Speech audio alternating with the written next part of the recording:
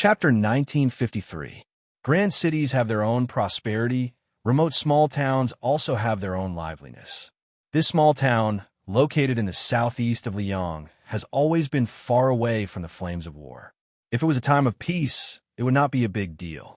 But when there were signs of turmoil and unrest in the provinces and counties, this place appeared particularly peaceful.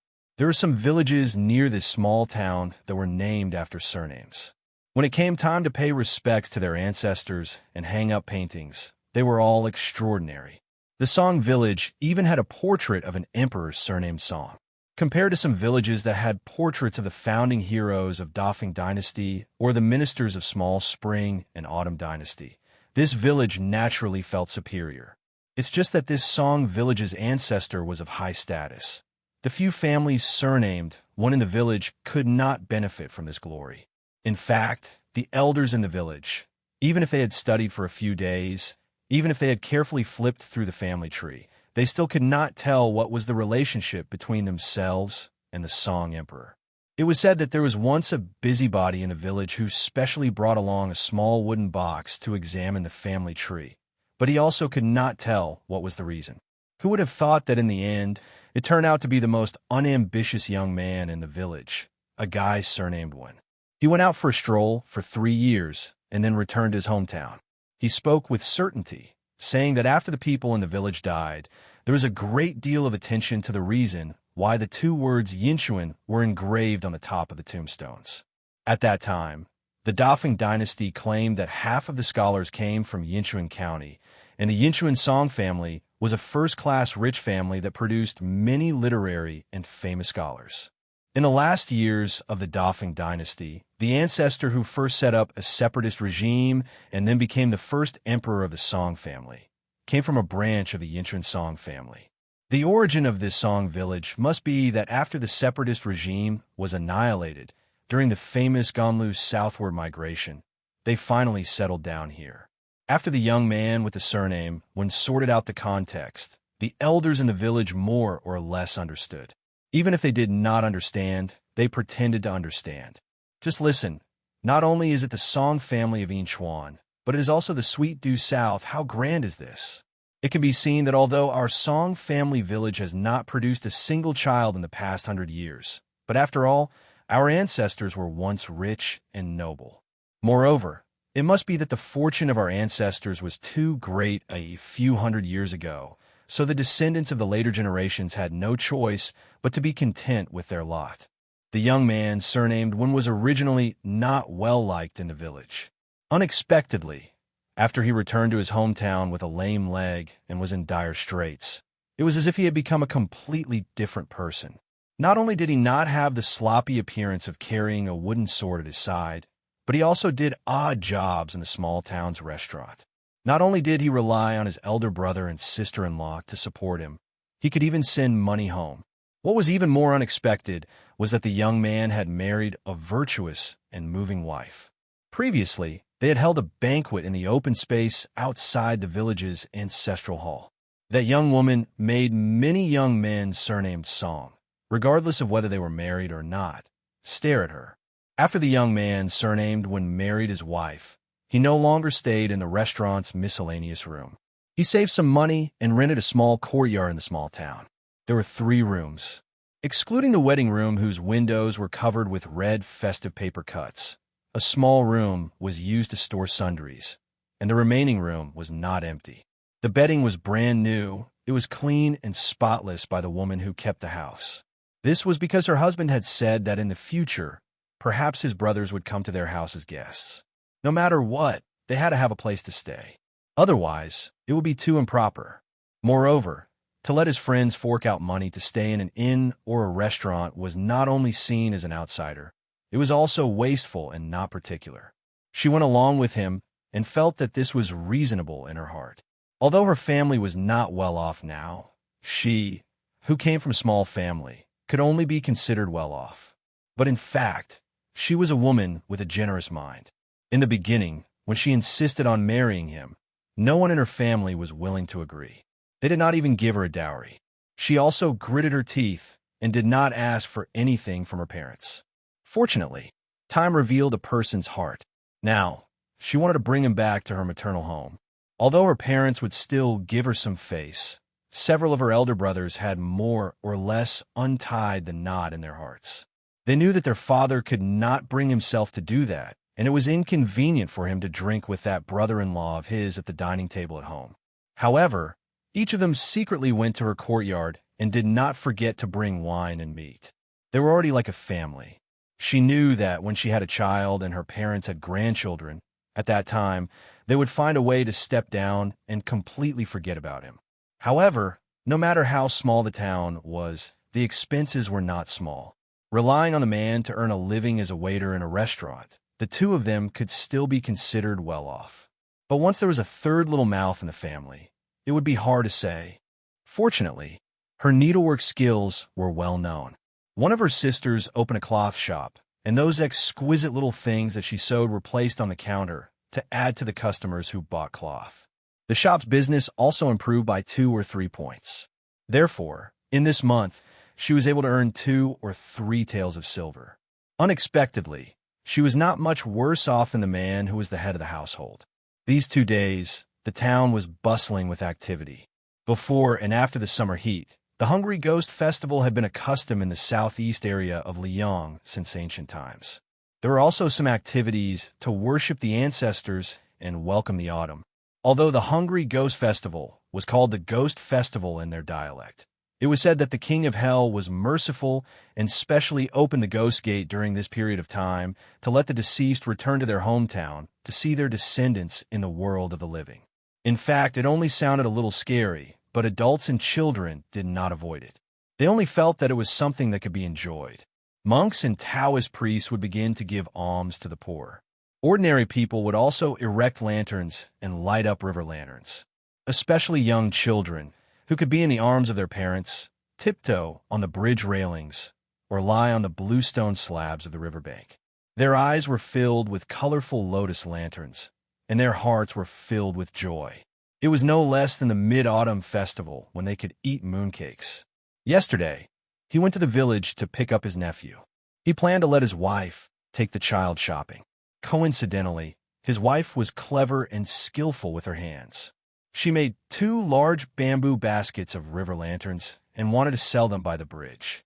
He believed that with her craftsmanship, they would soon be snatched up by the customers who went out for a night trip. He had seen her weaving lanterns in the courtyard before. There were many kinds of lanterns, flowers, birds, fish, insects, lotuses, turtles, cranes, dragons, and phoenixes. He really did not know how there could be such a skillful pair of hands in the world, so he sat on the bench to cool off. In any case, he could not help, and even if he helped, he would only be more of a hindrance. He could only be secretly happy. After his scholarly nephew arrived in the small town, he was a little reserved at first. During the day, he would first bring him to the restaurant and obediently listen to the storytellers in the corner. He listened with great interest. The child's temperament was like his father's, introverted and honest, and did not speak much.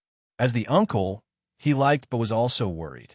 He liked the child's honest temperament, but was worried that if he was too honest, he would easily be taken advantage of when he grew up. The restaurant that the waiter surnamed when worked in was now considered a famous place in the small town. Although most of the restaurants in the town had hired storytellers to tell stories of Jianghu, only their restaurant always told the freshest and most novel stories. All of this was naturally due to him. Earlier on, it was he who successfully persuaded the restaurant's manager to not be stingy with the storyteller's travel expenses to the county or even the provincial capital. Therefore, when this restaurant first told the story of the female Wuling chief of Great Snow Plateau, who comprehended immortality by watching snow for a night, the debate between Buddhism and Taoism on Mount Wudong in the Northwest Taoist Ancestral Court, the turmoil and unforeseen events in the Holy Land of Jianghu, and the Wu family's sword-tuned journey to Bailiang, it could be said to be a sensation in the small town. The people were led by the nose by the restaurant storyteller during their leisure time, and the restaurant's business naturally rose. However, the waiter surnamed One, who deserved the title of the #1 hero, secretly paid for the storyteller's first travel expenses to the county capital. He had never asked the restaurant's manager for a dividend. Other than the copper coins that the restaurant's customers tipped him after they drank too much, the restaurant's pay for him was still the same as it was on the first day he entered the restaurant. There was not a single copper coin increase. Every day, the shopkeeper would stand behind the counter with a smile on his face, watching the waiter with a surname when running errands attentively, and watching the lively young man serving tea, wine, and smiling apologetically every day. No one knew what this old man was thinking. Today, the storyteller in the restaurant was in high spirits, his spittle flying everywhere as he talked about a strange incident. He said that there was a grand master of swordsmanship named Xianxia in the capital of Liang. As the master of swordsmanship for many of the sons and grandsons of aristocratic families in Tian City, for some reason, he went to the Dongyue sword pool with high mountains, long rivers, and high sword chi to forge a peerless sword. Then, Xianxia went to the foot of the Wudong Mountain in Beiliang first, a small town that was not much more famous than the one they were in. His flying sword arrived later, crossing thousands of miles in one go, and he thrust his sword at the young king with a different surname who was in charge of the northwest border. It shocked the heaven and earth and made ghosts and gods cry. The sea of clouds opened up for thousands of miles, and the sword chi reached into the sky. Unexpectedly, the young king was even more amazing. He rose from the ground and stood proudly on the sea of clouds that bordered the border between Beiliang Road and Lianhui Road. He actually blocked the flying sword that had the power to kill immortals. The storyteller talked endlessly. When he got to the part where he talked to his heart's content, even the old man himself was dumbfounded, not to mention the listeners who were drinking and eating in the restaurant. They were all speechless and stopped drinking, and their minds were shaken. When they came back to their senses, the story was not over yet, and they had not heard the most annoying sentence. Listen to the next part of the story.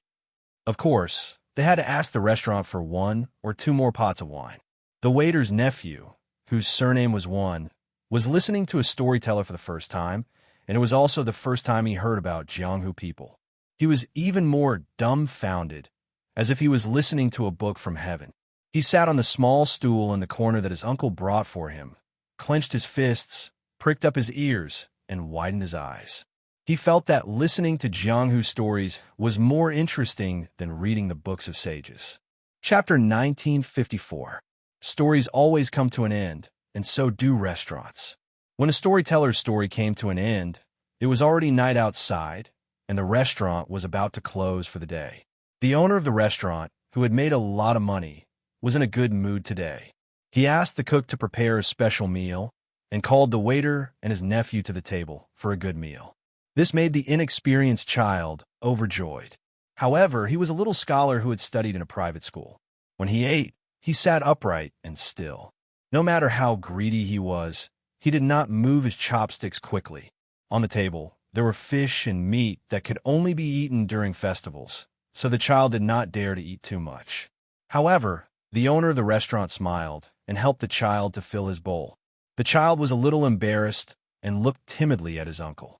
The waiter smiled and said, "Eat as much as you want. Your grandpa is a great philanthropist in town and is very generous." The child smiled shyly at the owner, and the old man laughed. He poured a cup of wine for himself and the waiter and pointed to the second floor with his chopsticks. He told the well-behaved child to come to the restaurant often in the future. The next time you listen to a storyteller, Grandpa will help you find a seat next to the railings on the second floor.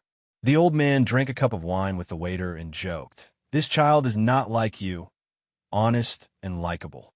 The waiter proudly said, "That's right. His personality is like my brother's, and he is very lucky. He is good at studying and may become a scholar in the future." The child seriously retorted, "The teacher said that it would be good if I could pass the exam and become a scholar."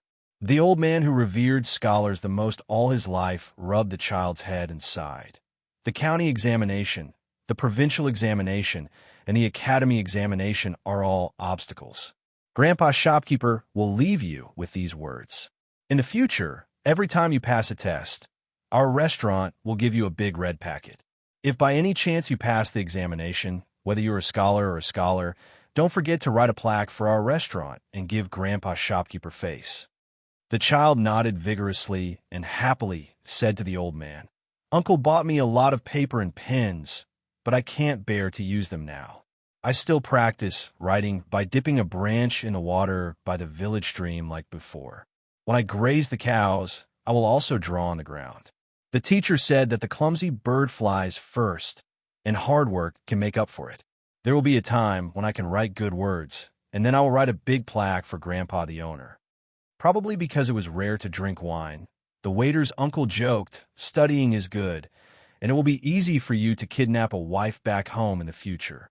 The nephew, who secretly liked a girl of the same age in the village, immediately blushed and glared at the uncle. The waiter, surnamed One, and the manager of the restaurant looked at each other and smiled.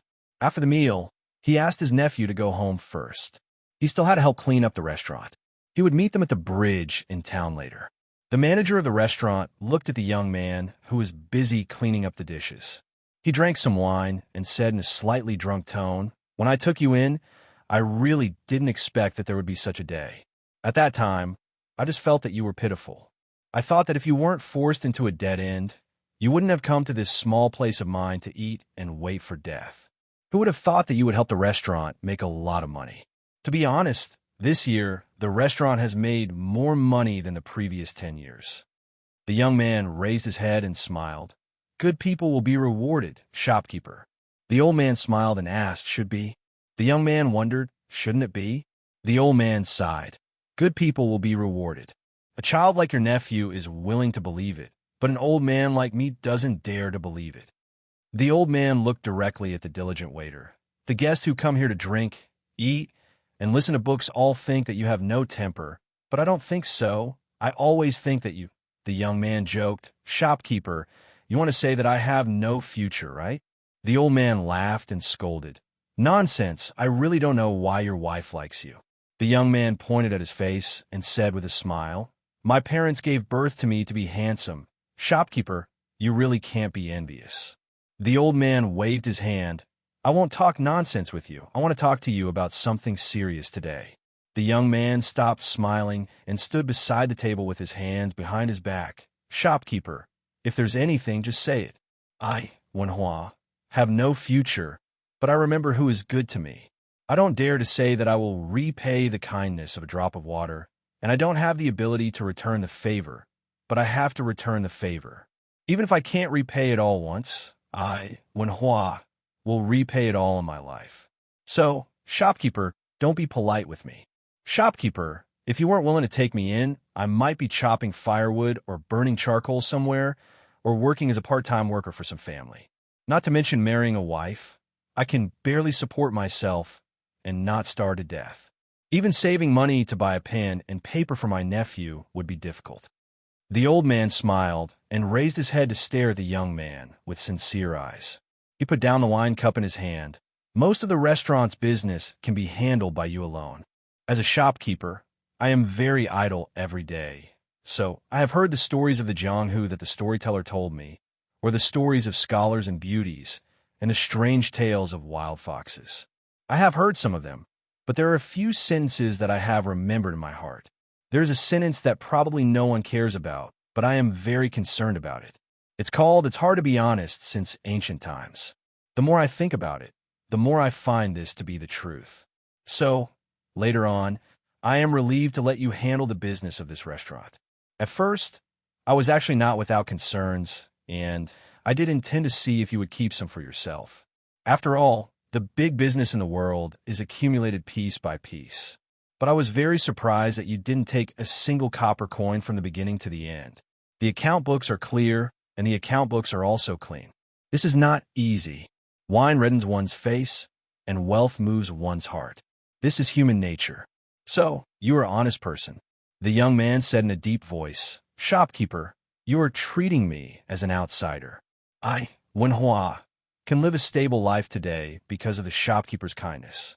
If I go against my conscience and secretly take money from the restaurant, I, Wenhua, am really not a good person. I can't do this kind of thing." The old man nodded. "As you know, I'm not young anymore. My whole life, I've always wanted to buy a big house in the county city for my retirement. It just so happens that my 2 pairs of daughter and son-in-law are both making a living there. Although there's an old saying that a married daughter is like spilled water, there's no parents in the world who don't care about their children. My two daughters are married off carelessly, and it's not easy for them to live in the county city. That's why I'm thinking of letting them live a better life without renting a house and living under someone else's roof. As for me, I was willing but unable to do so in the past. The 300 to 400 taels of silver that I've saved up are still passable in the county city, but it's not enough in the county city where every inch of land is worth its weight in gold. This year, thanks to you, Wenhua, I've doubled my savings and have about 800 taels of silver. As long as it's not a place where the rich and powerful like Green Rabbit Alley or Children's Alley, it's more or less enough to buy a decent house. The waiter was stunned and said with a wry smile, "Old shopkeeper, I can't afford such a big restaurant even if I sell everything I have." The old man said with a smile, "This restaurant used to be worth about 180 taels of silver. Now, it is different from the past. It should be valued at 300 or 400 taels of silver. You know this in your heart, and of course, I know it better. As for how much savings you have, I know it better. So, I thought of a compromise. The restaurant will be converted to 300 taels of silver. You don't have to rush to pay this money. Just don't forget about the dividends in the future. But let me say the ugly words first. After paying off the 300 taels of silver, if the restaurant still makes money in the future, I, as an old shopkeeper, still want you to be filial to me every year. As for the specific amount, I won't force you. You can do as you see fit. In short, take care of your family first." The young man wanted to say something, but stopped. The old man waved his hand to signal the young man to sit down. "Don't feel like you owe me. I am very smart. I know that you will definitely make the restaurant business bigger and bigger in the future. With your kindness, how can the dividends be small every year? I can lie in the big house in the county city and enjoy life. I could get a sum of silver every year for free and make a fortune." Chapter 1955. The young man sat back on the bench and straightened his back. "Old shopkeeper, I can't thank you enough for your kindness." The old man twirled his fingers and joked, "Don't just say that. You'll speak with money in the future." The young man suddenly laughed. "Old shopkeeper, aren't you afraid that I'll go back on my word in the future and refuse to pay the dividends after paying back the 300 taels of silver?" The old man raised his eyebrows. After that, he pointed at the young man's chest and his own eyes. "The reason for this deal is that I believe in your conscience and my own eyesight." The young man and the old shopkeeper each poured a cup of wine and raised their cups. "It's all in the wine." The two drank the wine in one gulp. After the old man finished his wine, he said, "You should go and see your wife. All right, go to the back of the cabinet and get a jug of green ant wine. Treat it as my celebration for you finally having your own business." The young man stood up and laughed. "Sure." The old man reminded him, "Celebration is one thing, but the wine will be on your tab. This green ant wine is not cheap. It's said that a jug from Bailiang costs less than 2 taels of silver. In Lianhuai, it costs more than 1 tael of silver. And from Gangnam-do to here, it costs 4 taels of silver. How is this selling wine? It's more like selling silver. You should drink slowly. Don't drink until you've drunk all the wine." The young man chuckled. "I can't bear to drink it myself." The old man asked curiously, "Why? Are you giving it to your brother or your father-in-law?" The young man, who went straight to the counter, suddenly paused, turned around, and grinned. "Neither. I'm saving it for my brother. In the future, when he comes to my house to eat and drink, I'll treat him with this wine. Back then, a long time ago, when I was hanging out with him, he always said that this green ant wine was the most delicious wine in the world. At that time, he always liked to use this wine to covet me. Later, we separated. There was one time when I passed by his hometown alone. I was in a hurry and didn't get to drink it. I don't know what it tastes like." The old man said unhappily, "What tastes like? It's just that it's expensive. Other than that, I don't like to drink it. It's too strong and too strong. It burns through the throat and has a strong after effect. In my opinion, it's not as good as our home-brewed rice wine." The young man smiled and said, "That brother of mine is half a Jianghu man. Riding a horse to drink wine, he naturally has to drink the strongest wine. Drinking that soft rice wine is not considered a hero. The old man was amused. Oh, so you're from the pugilistic world. Also, from what you've said, you've traveled quite far in the pugilistic world, haven't you? The young man scratched his head. It's just that I've gone far. The old man rolled his eyes. You've suffered before, haven't you? The young man laughed it off. The old man sitting alone at the table raised his cup and drank slowly. He looked at the waiter who was carefully holding the wine pot from afar and asked without any reason. When Hua, the storyteller in our restaurant, said several times that the Northwest vassal king admitted that he had a brother in Jianghu who happened to have the same name as you, then shouldn't your brother's surname be Su as well? The young man stood in the distance, a brilliant smile on his face. What a coincidence! It really is him. The old man laughed and waved his hand. Brat, get lost. The old man, who had no wine in his cup, shook the wine pot. It was empty. He turned his head and looked at the young man who was walking towards the door of the restaurant. The young man was limping, but he didn't give off a miserable or funny feeling. The old man suddenly laughed and asked, Wenhua, are you really not that famous swordsman in the capital? The young man who was holding the pot of green ant wine slowly turned around and made a face. Shopkeeper, do I look like him? The old man smiled and didn't answer. He waved his hand again. The old shopkeeper returned to his seat. There was no more wine in the pot. The bored old man thought for a while and looked at the door. He laughed at himself and said, You don't look like him. That's right. Can you look like him? After the young man left the restaurant, he quickly walked towards the small bridge. Along the way, there was an endless stream of people on both sides of the river. As far as the eye could see, the quiet river was full of lit river lanterns. It was like a starry sky on a summer night. According to local folklore, after a person died, if those wandering ghosts could find the river lantern with their name on it on the day of the Hungry Ghost Festival, they could be reincarnated. Back then, he had heard from his brother, who was a dog in Jianghu, that there was a Buddhist saying about reincarnation through a lantern, especially for the resentful ghosts who couldn't be free in the netherworld. They could be free by relying on the lotus lantern on the river in the world of the living.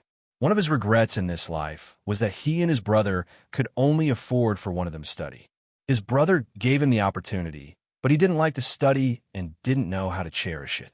He only thought about doing chivalrous deeds all day long and yearned for the Jianghu, where blades flashed and swords flashed. Therefore, he liked to nag his nephew even more than his brother and sister-in-law, telling him to study hard. The paper and brush he bought for his nephew were the most expensive and the best in town. He didn't hope that his nephew would pass the imperial examinations and become a scholar, nor did he want to bring honor to his family. Instead, he felt from the bottom of his heart that if a man studied hard, had a belly full of knowledge, and could write good characters, he wouldn't need to ask others for couplets every year. In other words, if he had a child in the future, he could go to the books and name his child. When it came to swordsmanship, there was only one person in the world who wanted to become the best in the world. When it came to fists, there would always be martial arts experts in Jianghu whose fists were harder. However, the principles that scholars read from books were definitely not the principles that emperors, kings, generals, ministers, high officials, and dignitaries spoke out. They would definitely be a bit more important.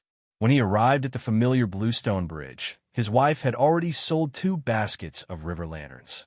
His nephew was holding the last one in his hand. She waited until he came closer before softly asking, Why do you want me to leave one? Do you still want to write the 2 words, Bailiang? He smiled and said, The young man I told you about is from Bailiang. Now that there's a war in the West, I want to pray for him. The 3 of them walked down the bridge together and came to the shore. He bent down and gently placed the river lantern into the river. The 3 of them sat side by side on the shore. He rubbed his nephew's head and asked him to help hold the bottle of green ant wine. He looked up and smiled at his wife. If you have the chance to meet him in the future, don't agree to it if he calls you sister-in-law. He must call you sister-in-law. Her eyes curved as she smiled mischievously. You 2 are also fighting over this kind of thing. He smiled happily. We don't have to fight over other things, but we can't give in on this matter. She blushed slightly and said helplessly, Then you still want to become in-laws with him in the future? You said that he agreed to your marriage when you were a child? he said boldly. Does he dare to not agree? His wife smiled. She didn't know why her man didn't care about anything. Only when he talked about his brother would he be especially proud. Sometimes, she even felt a little jealous. She didn't know what her man and his brother went through together that made him so reluctant to let it go.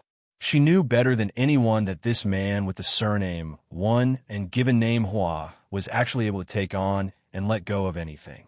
He even let go of the face that a man should care about the most. He looked at the river and said softly, "Wife, don't worry. I'm not thinking about the Jianghu that I went through back then. I'm just thinking about my brother." He then turned his head and grinned. "I can't help it. I know that without me in the Jianghu, no matter how well he does, he'll feel that it's meaningless." "Look, listen, it's that tone again." She rolled her eyes at him. He snorted. "Wife, don't believe me. Who am I? Who is my brother? When we went through the Jianghu back then, it was suddenly he saw his wife looking at him with a playful smile. He immediately changed his words. It was definitely filled with righteousness. Yes, of course, it was just that we were a little miserable. We were full for one meal and hungry for three." She pursed her lips and smiled. He lowered his head and said to his nephew, "That cheap uncle of yours always likes to recite a poem. I'll tell you. Have you seen a book before? The sun rises 10 feet high in Fusang. Everything in the world is as thin as a feather. A wild man sees injustice and anger and tears the ancient knife in his chest." The child who had just started learning in the village was naturally confused. He shook his head vigorously. He raised his head again and stared at the bright river with lanterns floating on the water surface. The cool breeze brushed his face, and his expression was calm. He seemed to be talking to himself. "I'll keep the green ant wine for you and empty the house for you. Xianxia, if you still treat me as a brother, don't die outside Liangzhou Pass." Chapter 1956. If one looked closely at the map of Liang, one would find that Beiliang Road was like a narrow knife, and Beimeng's border to the south of Gusai and north of Liangzhou was like a millstone. This vast battlefield was like a whetstone, and in the end, the Beiliang cavalry was the best in the world. Murong Baoding's vanguard cavalry split into two groups. The 30,000 Winter Thunder elite cavalry went straight for the left cavalry, while the 30,000 Ruren cavalry went straight for the right cavalry. This Beimeng royal family member, who was also the governor of Juzi province, personally took charge of the middle infantry and did not put himself in danger. Aquarius Province's disciplinary magistrate Wang Yong and Heshi Province's disciplinary magistrate Helian Wei, after they surrounded Fuling and Liuya, these two towns, they similarly sent 20 to 30,000 cavalry south to reinforce the Winter Thunder elite cavalry and Ruren cavalry. Murong Baoding's intentions of being in charge of northern Liang's border cavalry was completely undisguised, but this was undoubtedly an open and above-board scheme. The Northern Mang Emperor and the Peace Magistrate precisely wanted to use Murong Baoding's two elite troops to tie down the left and right cavalry outside northern Liang Pass. They wanted to draw the snake out of its hole, have the two cavalry forces pull apart the distance between northern Liang City and northern Liang Pass, while also stopping the left and right cavalry forces from providing support to Huaiyang Pass defensive line. In short, Northern Mang wanted these two northern Liang field forces to be consumed between northern Liang City and Huaiyang Pass. Even though Northern Mang's intentions were extremely clear, after the young vassal king and the various generals and elders discussed this, the northern city's discussion hall didn't shrink back in the slightest.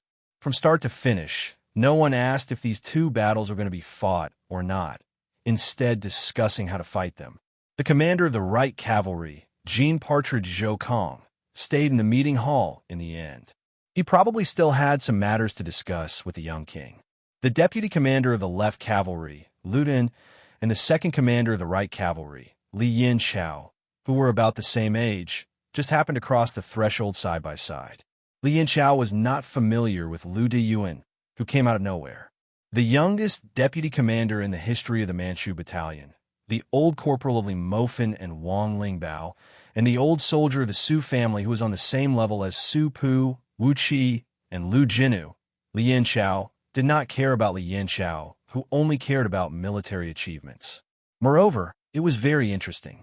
As a young general who rose to prominence in the border army during the time when Xianxia was the first protector general of Beiliang, Li Yanxiao and the other captains who joined the right cavalry, compared to the old Su family generals who rose to prominence in the late spring and autumn period, were very different in character and management.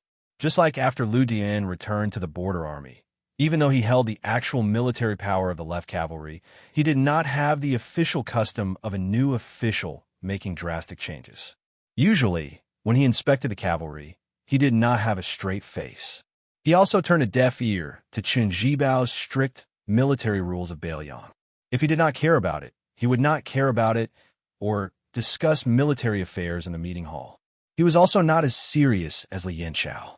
Even when the young king asked him personally, Lu Dian had a lazy expression, as if nothing in the world was a problem. This naturally made Li Yanxiao, who was strict in managing the army, displeased him and had no intention of befriending him. Lu Dayuan and Li Yanxiao walked side by side to the barracks. There were some specific matters that needed to be discussed with Yang Xinxing. For this kind of large-scale deployment of troops, not only Yang Xinxing, the deputy military governor, but also Bai Yu, the head of the household department, had to participate. Li Yanxiao suddenly stopped and took the initiative to say to Lu Dun, "Can I have a few words with you?" Lu Dayuan naturally did not refuse. The two did not rush to enter the barracks, but walked down the stairs. There was a wooden archway directly opposite the meeting hall and the 6 departments in the east and west wing. There were words on both sides. On the south side, there were 4 golden words on a red background, Northwest, written by the young king himself. On the north side was a Beiliang official maxim written by Li Yishan, "Heaven and earth can be bullied, but not the people." When the members of the vassal residents were in charge of military and political affairs, they could see this maxim when they looked up. Lu Fan led Li Yanxiao to the wooden archway, smiled, and went straight to the point. "I know that my position should have been yours, Li Yanxiao. If you have any ideas about this, I can't stop you even if I wanted to." Li Yanxiao frowned and did not speak. Lu Din, who was wearing armor, raised his arms and rubbed his hands vigorously. The pieces of armor clattered, and this newly appointed deputy commander of the left cavalry, who had ascended to the heavens in one step, gently exhaled. The relationship between the left and right cavalry outside the Great Pass has always been good. Otherwise, we would not have the ability to arm wrestle with the great snow dragon cavalry everywhere. Even the Xinli Ranch and Tianjing Ranch have become our backyard. It is said that in the early years before the Longxiang army had moved to Liuzhou, they had a conflict with the left cavalry over the matter of 200 A-class warhorses. At that time, Li Mofan and Wang Lingbao, the 2 deputy commanders of the Longxiang army, were very fierce. The original commander of the cavalry, Zhong Hongwu, could not suppress them. The previous protector general, Chen Jibao, was not willing to interfere. In the end, it was the right cavalry that sent out 2,000 first-class elite cavalrymen to rush to the left cavalry's camp overnight. It was obvious that they wanted to support old Commander He, who had already decided to take a step back. Only then did they manage to snatch back the 2 good horses. After so many years, the left and right cavalry has been very united, so they more or less have conflicts with the Longxiang army, the White Feather Light Cavalry, and the Iron Stupa. I've heard a saying that the words of the junior captains in charge of the logistics and miscellaneous tasks in the left and right cavalry have more authority than the captains in Beiliang. It is to the extent that the leaders of the 4 major military towns outside the Great Pass, Liuya, Fuling, Zhongzhong, and Xingyuan, are all afraid of the left and right cavalry. Li Yanxiao's tone was indifferent. Lu Dun, don't forget that you are now the deputy commander of the left cavalry. If you say these heartfelt words to the prince, it might be useful. But if you say them to me, Li Yanxiao, it's meaningless. Lu Diyuan curled his lips and turned back to look at the meeting hall and the 6 rooms. They were all busy figures with hurried footsteps. He patted the heavy armor on his body and laughed. The Su family that I know was not like this in the past. They were all a bunch of uncouth men, all of them carrying swords, bows, and armor. Even the only two scholars by the general's side, Sir Li and Sir Zhao, used to carry swords and participate in meetings. Today, in the general's residence, Li Gongda, Baiyu, and the others are wearing civil official robes, while the military counselors are wearing scholarly robes. Looking around, there's so many scholars. There are very few people who wear turtle shells like us. Li Yanchao, who still had a lot of matters to deal with personally, said in a low voice, "The war is imminent, and the military affairs are heavy. Lu Deyuan, if you have something to say it directly. Don't beat around the bush with me. I won't play along." Lu Deyuan nodded, not angry at Li Yanchao's arrogant attitude. He smiled and said, "I, Lu Deyuan, am a donkey. I haven't been taken out for a walk for nearly 20 years. Since the prince trusts me and has allowed me to sit on the actual first seat of the left cavalry, then I can't let the prince down. Speaking of which, I, Lu Deyuan, have fought more than 60 battles and have never lost. This time, I definitely won't lose. Today, I called you out for a chat to let you know that the left cavalry has been handed over to me. The prince can rest assured. Old Marshal, he can rest assured. And also you, Li Yanchao, can rest assured. We have to let everyone know that the left and right cavalry have always been arrogant and domineering, but we have the qualifications to be domineering. If you don't believe me, then let everyone open their eyes and watch. What a choose twin Jade Annulus, Ko Jianghuai, Xieshi Bei, Chao Benlei Yu Yuechi, in front of the seniors of the Su family's iron cavalry. In the future, on the day of rewards, as long as you meet on the road, you have to obediently step aside. Lu Deyuan turned his head and looked directly at Li Yanchao. "Oli, what do you think?" Li Yanchao sneered. "Your words are still acceptable. Whether or not you have the ability, I'll wait and see. Next, if the left cavalry can kill half as many enemies as my right cavalry, I'll treat you to a drink in Northtown. If not, when you meet me at that time, scram to the side." Lu Deyuan reached out and patted Li Yanchao's head. "You brat. Your temper is even worse than the great generals in the past." Li Yanchao, who had almost never been patted on the head in his life, was stunned. By the time he regained his senses, Lu Deyuan had already run away. At the entrance of the meeting hall, Partridge Zhou Kong, who had witnessed this shocking scene, also widened his eyes. He said helplessly, "This Lu Deyuan is really something. He even dares to touch Li Taisui's head." Su Fengyan dismissed it with a smile. He said softly, "If that's the case, the left and right cavalry's burden will be somewhat heavy." Zhou Kong snorted coldly. "Since your highness believes that Ko Jianghuai and his group of youths can make a name for themselves in Liuzhou, I can't be bothered to say anything about the muddled account of Qingyuan military town. However, even without the support of Stone Talisman, Ningame, and Yuan Nanting, Oldie's left cavalry and my right cavalry against Murong Baoding and Wang Yong and Helium Wei behind them, your highness can put your heart back into your stomach." Su Fengyan hesitated for a moment, then said, "The 30,000 Winter Thunder Cavalry and the 30,000 Ruin Cavalry can be considered Bei Mang's first-rate elite army in the Southern Dynasty. Bei Mang is willing to use such a large amount of bait. You must not let your guard down." Zhou Kong grunted in agreement.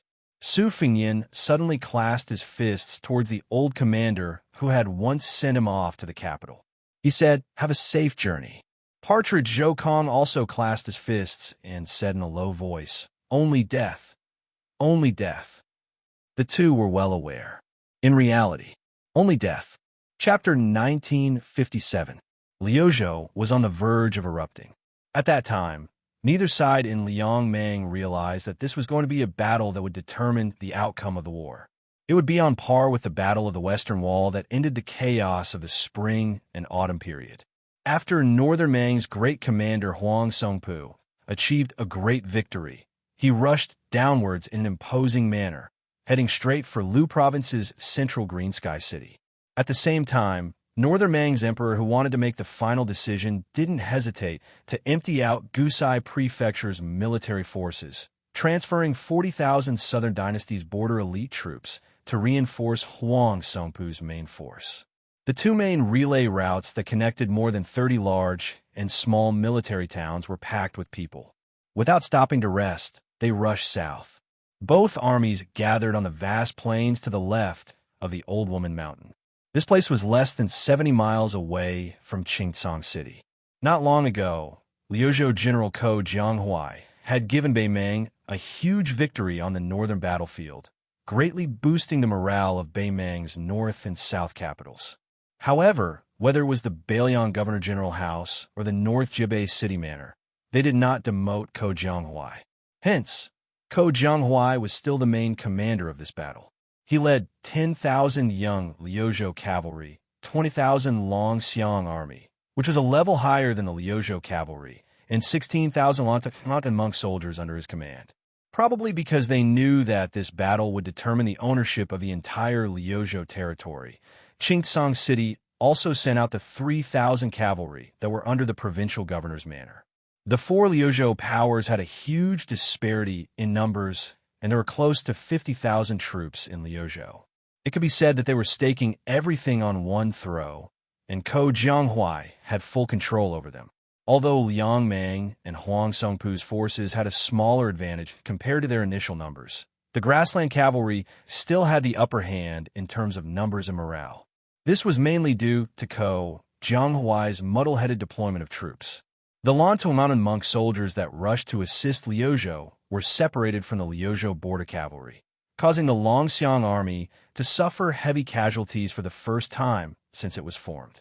As a result, the morale of these troops was greatly boosted. After 3 battles, Huang Songpu's elite cavalry still had 12,000 cavalry left. If one counted the Qingcalan troops that were almost completely wiped out, they had lost more than half. From this, one could see that the Battle of Liuzhou was undoubtedly a tough one. These 10,000 elite cavalry were undoubtedly the stabilizing force for the next battle. Wanyan Yinjiang, who was born in Longwan Pass, had lost all face in the second battle. It was precisely because of his mistake that Northern Mang was unable to form a tight encirclement, allowing Ko Jianghuai's main force to break through the encirclement easily. His brother, Wanyan Jinliang, who was the most powerful person in the Southern Dynasty, sent a secret letter to reprimand him before the biting emperor. The wording was extremely strict, and the meaning behind it was to tell Wanyan Yinjiang that if he was unable to redeem his family's face in Liuzhou, then the family would have to close the door to him. Before the third battle of Liuzhou began, Wanyan Yinjiang not only gathered all the generals in the army, but he also called all the centurions to the empty space outside the tent. He made everyone sign a military order that on the battlefield, if no one within 10 people was able to kill the enemy, then the squad leader and the centurion would be executed on the spot. A chiliarch would be demoted to a centurion. Therefore, in the third battle, Wanyan Yinjiang's cavalry soldiers were not afraid of death. After the battle, they indeed had a lot of gains. Their military exploits surpassed that of Huang Songpu's main force. They even left behind the Yi family's cavalry. When this report, personally written by old Marshal Huang Songpu, was sent back to the 2 capitals of the grassland, the Wanyan army caused a sensation in the Southern Dynasty. The old lady was very happy and bestowed the Wanyan family with a total of 18 Xinbei belts. This meant that the Wanyan family would have an extra 18 Xieshui guards. More importantly, this battle ensured that the Wanyan family would sit firmly on the throne of the Southern Dynasty. However, the repercussions were that after going through that brutal battle, the Wanyan tribe's elite cavalry had been reduced to 14,000 men. In addition, the head of the Wanyan tribe, Wanyan Jinliang, had to stay on the second front outside of Liangzhou Pass. Similarly, with the impending battle, the Wanyan tribe's descendants had all left the nest. Among the troops that were sent to reinforce Liangzhou Pass, there wasn't a cavalry troop that belonged to the Wanyan family. Currently, in the southern border of Beimeng, Gusai Prefecture and Longyao Prefecture, other than the troops and horses that were sent south to attack Liangzhou Pass, the rest of the troops that were stationed there had been influenced by the remnants of Hongjia's people who had fled to the north. They had long known that this was a rare commodity that was worth hoarding. This was especially so when the importance of Gusai Prefecture was slightly lower than Longyao Prefecture, where the central army of Beimeng was located. Coincidentally, It was a critical moment for the troops that were sent south to reinforce Liangzhou Pass. Almost all of the troops guarding Liangzhou Pass and Maolong Pass had privately offered a price. After all, going south to Laolong Pass was the general trend, and no one could refuse the emperor's order. However, there were a lot of things that needed to be done under the table. For example, the Wanyan family was afraid that Wanyan Yinjiang would make a mistake in the next battle due to the lack of troops. So they secretly offered a price to Ligu and Maolong towns, which were second only to tile-building Gentleman's Pavilion, in an attempt to persuade the two cavalry troops to take care of the imperial army during the Battle of Laolong Mountain. Unexpectedly, the two generals of the two towns firmly refused. It turned out that the families that were also on the front lines of Liuzhou Pass had already taken the initiative to spend a large amount of money to form a temporary alliance with them. Furthermore, the price they offered was much more sincere than the reserve Wanyan family. For example, the Li family that bought Maolong Town's 5,000 cavalry troops not only promised that the daughter of the family would be married to the eldest son of the cavalry general, but they also offered chests of gold and silver that amounted to 400,000 taels of silver to Maolong Town. Logically speaking, after 3 fierce battles in a row, the 2nd Cavalry, which had the weakest combat power and the largest number of soldiers, should have suffered the heaviest losses. However, the result was unimaginable. Before the southern expedition, there were more than 40,000 cavalrymen of mixed brands. Of the 40,000 cavalrymen who survived to advance to the battlefield of Crone Mountain with their commander-in-chief, Huang Songpu, there were still 34,000 cavalrymen who survived. In addition to the military forces of Gusai Province, which were advancing south at full speed, the 40,000 cavalrymen of the Southern Dynasty who had been recuperating in the rear from the beginning to the end were all kept by the second noble families with a large sum of money. Apart from the 20,000 cavalrymen who were the old king of the southern courtyard, Huang Songpu's old subordinates who would obviously follow the old commander-in-chief's lead, the remaining 20,000 cavalrymen were all divided up by the second noble families. Huang Songpu, who had already lost his position as the king of the southern courtyard, could do nothing about it. The old lady sitting on the dragon throne, who was concerned about the central plains, turned a blind eye to it. Huang Songpu, who had a large number of reinforcements, did not act rashly. Otherwise, in this grand battle that was about to begin, the main battlefield would be under Xianxia City, and not on Crone Mountain, which was like a small island floating alone in the sea. The area to the right of Crone Mountain was dozens of li, with strong winds and strong sand. The large expanse of rugged terrain was naturally extremely difficult for cavalry to gallop through. In the first battle between Liang Mang and Lu Gui, the cavalry under Crone Mountain had successfully advanced south from the plains on the left flank of Crone Mountain. However, at that time, the border army of Liuzhou was only defending the city to the death. Their military strength was also relatively weak. The refugees had not yet joined the army on a large scale, and the Longxiang army was alone. The main force in the field was not enough to support a large-scale cavalry battle far away from Xianxia City. As a result, they did not choose to take the initiative to intercept. However, it was clear that today was different from the past. After Ko Jianghuai obtained the complete military power of a province, coupled with the fact that the Bailiang governor-general and the young vassal king attached great importance to Liuzhou, Ko Jianghuai not only fought 3 soul-stirring interception battles, he also resolutely chose the flat and vast Crone Mountain as the final battlefield. If they won, the Baimang cavalry would never be able to see the walls of Xianxia City. If they lost, then not only would Xianxia City fall into the hands of the Baimang cavalry, Liuzhou would probably become a new province of the southern dynasty of Baimang. Crone Mountain was not tall and steep. Instead, it was like a large mound of dirt. The north and south slopes were enough for a small group of cavalry to ride their horses up to the top. Even the most muddle-headed general would feel that occupying Crone Mountain to look down on the battlefield was beneficial for him to assess the situation and mobilize his troops. Ko Jianghuai was one of the 2 jade annulists of Dechu, and Huang Songpu had once used his military exploits to become a meritorious general of the southern courtyard. Hence, the battle for the high ground of Crone Mountain had already begun before the two armies officially engaged in battle. Huang Songpu did not have the selfish intention of wasting the elites of the other divisions. He decisively sent out the remaining 400 green grass bars to climb up the mountain with shields and blades. The green grass bars had always been on the same level as the crow bars under Dong Zhuo and the black fox bars under General Lu Gui. They were ranked in the top 3. Although they were dismounted to fight, their bodies were strong and their strength was shocking. They were good at close combat. As expected, the Liuzhou side sent out 600 white horse crossbowmen, similarly armed with blades and shields. They climbed up the mountain at almost the same time. Both sides entered the battlefield of Crone Mountain at almost the same time and started to fight for Crone Mountain at almost the same time. This was probably the so-called coincidence of fate. Chapter 1958. Naturally, Huang Songpu did not think that 400 grassy barricades would be enough to take down the peak of Crone Mountain. After this batch of elite horse barricades, there were 600 men of sacrifice drawn from the various divisions.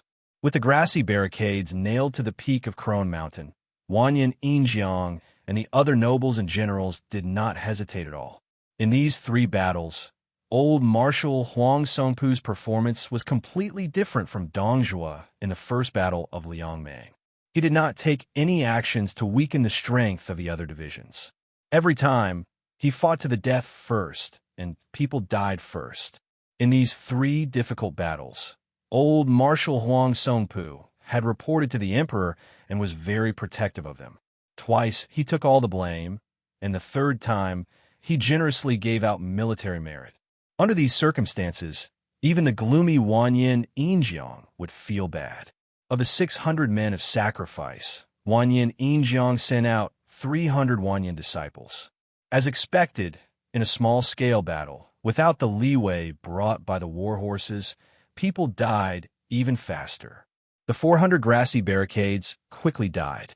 Looking up from the foot of the mountain, the peak of Crone Mountain was filled with the figures of the remaining white horse crossbowmen. The 600 men of sacrifice of the southern court aggressively entered the battlefield. The side of Liuzhou seemed to only use the white horse crossbowmen as an opportunity to seize the initiative and definitely did not have the intention of letting all the crossbowmen die at Crone Mountain. This was also within reason. The ownership of Crone Mountain was, of course, important, but it could not be considered crucial and could not be said to affect the outcome of the battle. If the battle between Liangmang and Liangmang was on the map of the Central Plains, where the tempo of the battle was slower than that of a cavalry battle, the gains and losses of Crone Mountain would be more significant. However, in a cavalry battle, especially a large-scale cavalry battle where both sides had accumulated more than 100,000 soldiers, and both sides were familiar with fighting on horseback, opportunities were often fleeting. In addition, Crone Mountain was not located at the center of the battlefield, but at a side away from the battlefield. When the time came, the side that lost Crone Mountain could very well take the initiative to move the main battlefield away from Crone Mountain. In this way, Crone Mountain's geographical advantage to observe the battlefield would be weakened. Therefore, both sides knew that the battle for Crone Mountain was bloody and bitter. To a large extent, it could be said that it was used to raise the morale of the soldiers at the foot of the mountain. Liuzhou's reinforcements quickly arrived at the peak of Crone Mountain, consisting of close to 1,000 mountain monk soldiers. The white horse wandering crossbowmen who had fought from outside Liangzhou Pass all the way to Liuzhou's border, compared to their mortal enemy, Kinkro Lanzi, who had been completely wiped out on the battlefield. Their losses were not small either, close to 300 people dying on the mountain peak. At the foot of the southern slope of Crone Mountain, away from the main battlefield, the leading General Ko Jianghuai was actually among them. The military authority of the 10,000 Liuzhou youths had already been completely handed over to Chief Wulong Pass. As for the 20,000 Longxiang army, on the battlefield where they faced off against Beimang's main force, it was naturally Su Longxiang and Li Mofen who each led 10,000 cavalry. Ko Jianghuai only spoke about how to win this battle, how to deploy the troops in detail, and how to generally deploy them, but he definitely would not interfere with the killing of the Longxiang army after they enter the battlefield. The 3,000 cavalry directly under the Liuzhou provincial governor's mansion also did not appear here, instead following behind the 10,000 cavalry from Chief Wulong Pass, forming a central army. The two wings were the even stronger 10,000 dragon elephant cavalry. Huang Songpu did not leisurely head to the foot of Crone Mountain's northern slope, like Ko Jianghuai, to oversee his own central army. When the old general vaguely saw the monk's soldiers of Lanta mountain appear at the summit, the old general, with a grave expression, finally let out a light breath of relief.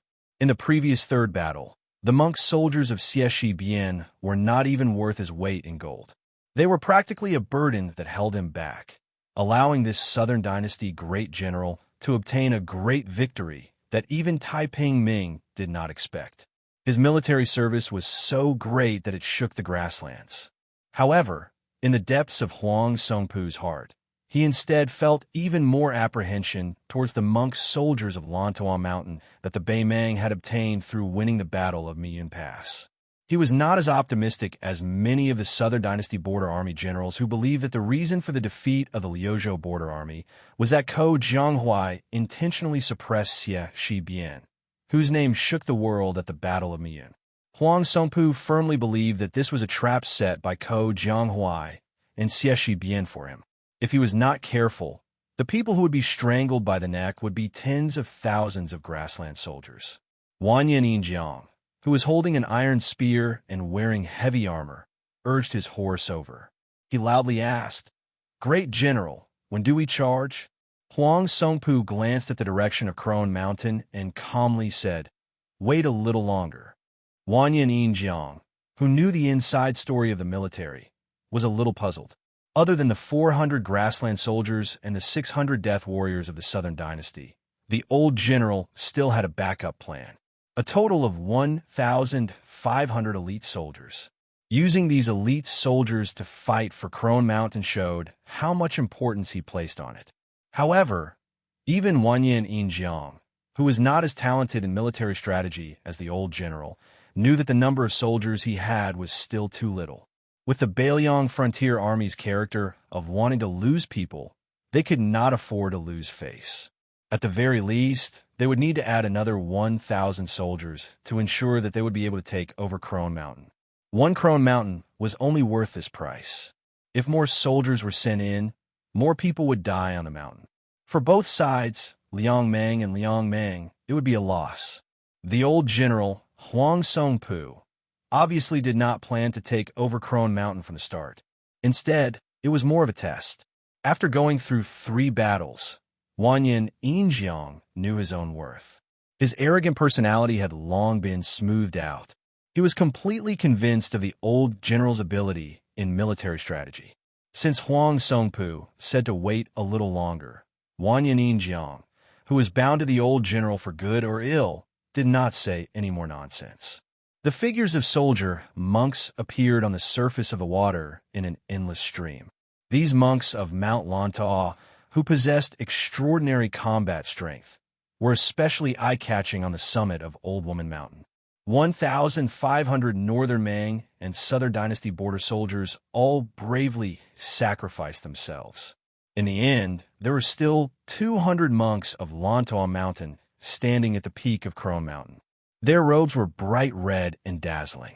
Furthermore, the number of Lu Province soldiers was still increasing. They displayed a ferocious attitude, as if they were going to take down this old lady of Crone Mountain. Wanyan Yinjiang quietly stopped his horse beside the old general. His brows were tightly furrowed.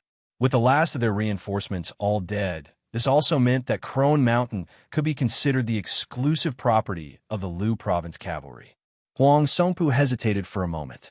He turned his head and asked, "General Wanyan, how many people do you think the monk soldiers of Lanta Mountain have sent out for Crone Mountain?" Wanyan Yinjiang subconsciously replied, "From the looks of it, 1,000 people have died in battle." Huang Songpu dismissed it with a laugh. He did not bother about this Beimang noble's irrelevant answer. He raised his head to look at the clear sky. He nodded and muttered to himself, "No matter what, we can start fighting." Along the not-so-steep southern slope of Crone Mountain, 3 young men slowly led their horses forward. Lu Province's General Ko Jiangjun, Beiliang's only remaining white horse crossbowman Captain Li Hanlin, and Lu Province's Deputy General Xianxia, who had personally brought 3,000 reinforcements to Ko Jianghuai. Other than the hundreds of monk soldiers on the peak, there were no other soldiers at the foot of the mountain behind the 3. Other than the white horse crossbowmen resting on the ground, there were no other soldiers. Li Hanlin was the first to leave the group. Together with his fellow officers, he moved the corpses of those who had died in battle down the mountain. Not far from Li Hanlin, there was a tall man dressed in ordinary border army attire without a saber. What was even stranger was that everyone ignored him. As they approached the peak, Chen Shiliang asked softly, "General Ko, how did you guess that Huang Songpu would use less than 3,000 people to fight for Crone Mountain?" Ko Jianghuai smiled. "After fighting 3 battles with him, I have a general idea of Huang Songpu's temperament. He is a seasoned and prudent general. He knows that Crone Mountain can't decide the direction of the battle. If it weren't for the fact that he didn't know the whereabouts of the monk soldiers of Lantou Mountain, he wouldn't have sent the last 1,500 people to their deaths. Now he can see that I am determined to use the monk soldiers of Lantou Mountain to take Crone Mountain. I guess the old man will be relieved, because I gave a strict order from the beginning that no one of Bei Meng's men of sacrifice is allowed to live on the peak and pass on the military intelligence after seeing the details of the situation at the foot of the mountain. So I had no choice but to ask Li Hanlin's follower, the Grand Master, to secretly help me in order to prevent Huang Songpu from guessing how many monk soldiers are stationed on the southern slope." Finally reaching the top of the mountain, Chen Shiliang looked to the north and said bitterly, "Even if he knows that there are only 1,500 monk soldiers on the southern side of Crone Mountain, I believe that Huang Songpu will never be able to guess where the main force of the monk soldiers is. Because even I, Chen Shiliang, still find it inconceivable." The Liuzhou general said expressionlessly, "Life and death are decreed by fate. Riches and honor are up to the heavens." His appearance on that battlefield was Xie Shibian's own choice. Moreover, Ko Jianghuai did not want to stop him. Chen Shiliang, who was in a complicated mood, could only sigh. During the Battle of Miyun, Xie Shibian defended the mountain pass to the death. Following this, Xie Shibian had to personally lead 10,000 monk soldiers to resist the 60,000 reinforcements from the southern border alone. His goal was to have the Liuzhou cavalry work together with the Qingyuan army to swallow up Huang Songpu's main force. Even Chen Shiliang, who was a layman in military affairs, knew that in some battlefields one could fight to the death, but in other battlefields one could not. Chen Shiliang could not understand. Ko Jianghuai did not personally give the order, but Xie Shibian had already taken the initiative to bring up this matter. At that time, everyone, including Su Longxiang, Li Mofan, and Liuzhou provincial governor Yang Guangdou, were hesitant. This was because everyone knew that even if all 20,000 of the Lantou Mountain monk soldiers were added together, in the young king's mind, they were not as important as Xie Shibian, who he had personally taken away from West Chu. Only Ko Jianghuai dared to openly agree and let Xie Shibian die. In the rugged area west of Crone Mountain, Xie Shibian stopped his horse. Behind him were more than 10,000 monk soldiers.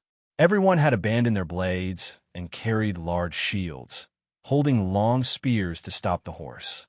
When a middle-aged warrior monk who acted as the scout returned and reported that there were no Bei Meng scouts 10 li ahead, the main general Xie Shibian raised his arm and moved forward.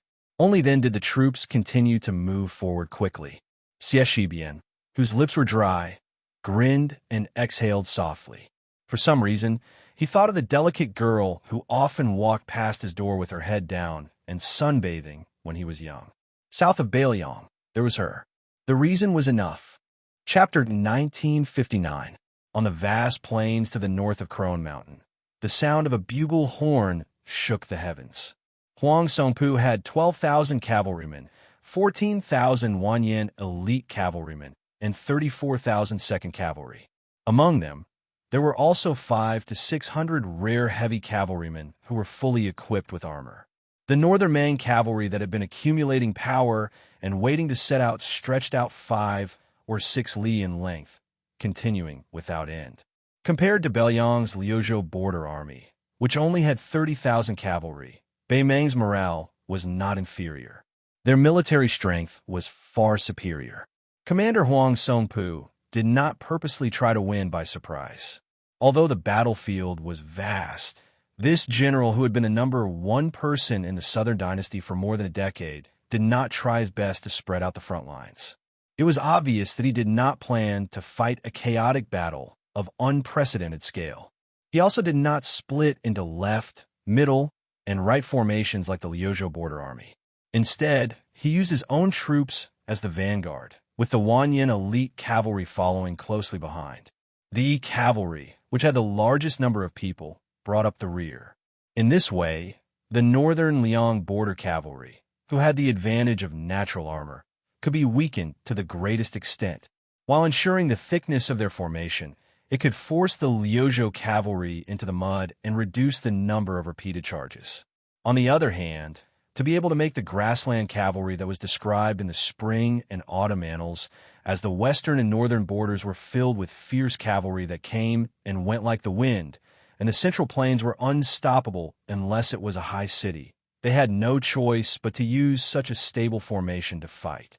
This in itself showed the exceptional strength of the Beiliang cavalry. Ko Jianghuai and Chun Shiliang stood at the peak of Crone Mountain, their field of vision extremely good. Overlooking the battlefield, they could see that after Liang Mang's cavalry began their charge at the same time, they were like two waves of flood bursting through a dike, colliding into each other. Chun Shiliang had never considered himself to be an expert in military affairs. When facing the battlefield, he also did not have the hot-bloodedness of a general. It could even be said that this talented second-generation Su family strategist of the tide-listening pavilion had an instinctive dislike of killing on the battlefield. The Confucian school advocated cultivating the body, governing the family, and governing the country. The essence, or perhaps the root, lay in the word governing and peace. Therefore, the world was governed and peaceful. This was the true home of a scholar. Chun Shiliang subconsciously turned his head and saw Ko Jianghuai holding his horse with one hand and his blade with the other. His expression was calm. Chun Shiliang was often compared to Su Beiji, who was also a strategist of Mount Qingliang. This was just like how the imperial court of West Chu liked to comment on the twin jade annulus of the Chu, Ko Jianghuai, and Xieshi. It was the same logic as how the West Chu imperial court always liked to comment on the twin jade annulus of the Chu, Ko Jianghuai, and Xieshi. In Beiliang Pass officialdom and the border army outside the pass, Chun Shiliang and the higher-ranked transport envoy Su Beiji were polar opposites. The Beiliang border army recognized Chun Shiliang, who had personally experienced the first great battle of Liang Mang. They believed that Chun Shiliang had truly inherited the mantle of tide-listening Pavilion Li Yishan. In the future, he might have a chance to reach a transcendent height that could stand shoulder to shoulder with Li Yishan. However, the officialdom of the three provinces, especially Liangzhou and Lingzhou, where Su Beiji had lived before, regarded Su Beiji even more highly. They viewed him as a true pillar of Beiliang, a talent comparable to Li Yang's Grand Secretary Zhang Jiulu. He had the stature of a prime minister that could only be achieved by one person in a generation. On the other hand, Chun Shiliang was probably no more than a military strategist at the border or a minister in the central government. Chun Shiliang paid no attention to these comments about the undercurrents of Beiliang's upper echelons. This was because of his temperament. Although he was born into a humble family in Gangnam-do and did not even have the qualifications to sit at the same table as famous scholars, compared to many officials in the Liyang imperial court who seemed to have suddenly turned yellow overnight after passing the imperial examinations, Chun Shiliang was more open-minded. Instead, there were often people who half-jokingly said to him that Su Beiji had a competitive heart. Even the provincial governor Yang Guangdou did not mince his words. Whether a gentleman competed or not depended on the timing. He warned Xianxia that Xianxia could not truly not compete for anything and only give in. As for the twin Jade Annulus of the Chu, who was currently leading troops and fighting alongside him in Liuzhou, Xianxia felt that he had a slightly better impression of Xianxia, who came to Liuzhou later than him. He and this person, one was scholarly and one was martial, but their background were similar. They were both at the bottom of the marketplace. Moreover, compared to the proud and arrogant Guangling Dao descendant Ko Jianghuai, Xianxia was more in line with the image of a scholar as a gentleman. Interacting with him was like bathing in the spring breeze. Ko Jianghuai was always like the blazing sun in the midday summer sky, dazzling and dazzling. But even so, the deeper Xianxia interacted with Ko Jianghuai, the more sincere his admiration for him grew. He remembered reading history when he was young. He read, "One does not rejoice in victory. One does not feel discouraged in defeat. One who is as calm as a lake, even when there's a thunderstorm in his chest, can become a general." At this time and place in Crone Mountain, Xianxia gazed at Ko Jianghuai's resolute profile. In his heart, he sighed, "A master of the art of war should be like this." Ko Jianghuai did not turn his head. He suddenly said, "If I win this war, but Xianxia dies in battle, then to me, Beiliang wins and I lose." Xianxia, who had been immersed in officialdom for many years, naturally understood the mystery. He asked curiously, "Since this is the case, why did Ko Jiangjun agree to General Xie's generosity and go north?" Chapter 1960. Ko Jianghuai smiled and said slowly, "In the Battle of Spring and Autumn at the West Wall, do you know how many cavalrymen were really involved in the battle? Actually, the total was less than 140,000, far less than the 40,000 to 50,000 infantrymen sent in at once in the middle and later stages of the battle. It was because both sides had used up a lot of military strength before the final battle, and the cavalry had suffered heavy casualties early on. It was also because the Guangling Road territory was not suitable for large-scale cavalry to fight together. So, not to mention me and Xianxia, even Chao Chongqing and all the people in the Central Plains who use troops will have a knot in their hearts, and that is to have a proper cavalry battle with the grassland cavalry that is said to be invincible after the Great Foam. There is no need to rely on the dangerous pass, no need to defend the city to the death, just on the flat terrain of the battlefield, warhorse against warhorse, warblade against warblade." At this point, Ko Jianghuai paused for a moment. His hands let go of the reins and the handle of the warblade, and he suddenly clenched his fists and smashed them together. "Meet force with force. Let's have a proper battle." Ko Jianghuai's eyes were burning. "Victory! Our cavalry of the Central Plains will win." Even Xianxia, a civil official who despised casualties on the battlefield, couldn't help but feel a surge of strong emotions when he heard these words. Ko Jianghuai reached out an arm and pointed at the battlefield at the foot of the mountain where the two armies were about to collide. "Coincidentally, a once-in-a-lifetime opportunity is in front of me and Xianxia. I want to win, he also wants to win, so no matter what, we can't lose. However, Xianxia is more ruthless. For this battle, he is willing to pay the price with his life. I'm not as good as him, and I'm only willing to bear the price of a dark future in Beiliang. An ambitious person values success or failure, and a hero doesn't care about death. Maybe in the history books, Xianxia will be praised more than me." Xianxia had nothing to say. On the battlefield to the right of Crone Mountain, the battle between the two sides reached 100,000 cavalry. It was spectacular and tragic. To increase the strength of the formation, the refugee young cavalry in the middle of the three cavalry armies of Liuzhou led the charge with 6,000 men of the direct collision camp, jumping out of the original front line. In the first charge, Huang Songpu did not use the armored cavalry that was worthy of its name. Instead, he hid them outside the battlefield, and it was still the old commander himself who led the elite cavalry under his direct command. It was still this old general who had once been the king of the southern courtyard leading the charge. Abandoning the tactic of luring the enemy and wandering about, the cavalry clashing into the formation was exchanging lives. The 6,000 direct collision battalion acted as the tip of the cone formation. As they accelerated, they gradually reduced the width of their front line and collided with the 12,000 cavalry under Huang Songpu. The Chong of Liuzhou was like a giant drill to cut open a mountain, including the collision camp, the direct and the cavalry, and the Bian Bailiang and the cavalry. The deeper they dug into the formation, the easier it was for the two dragon elephant armies at the sides of the conical formation to tear through the northern Mang cavalry's thickness. Huang Songpu's front, middle, and rear formations, in this kind of simple collision formation, displayed an astonishing effect. The 12,000 men, led by the old commander, were all top elites who had been through many battles. They were originally better than the Liuzhou border cavalry, made up of refugees. Both sides, separated from each other, advancing 500 steps forward. There were Flo province cavalry soldiers who were continuously knocked off their horses, directly smashing into the 2,000 cavalry at the very front of the camp. 5 or 6 out of 10 died on the spot. Under the continuous collision of this type of cavalry formation, it was often impossible for them to even slow down the northern Mang enemy cavalry. It was to the extent where the northern Mang cavalry didn't even need to deliberately remove their heads. Their war horses could just charge straight through.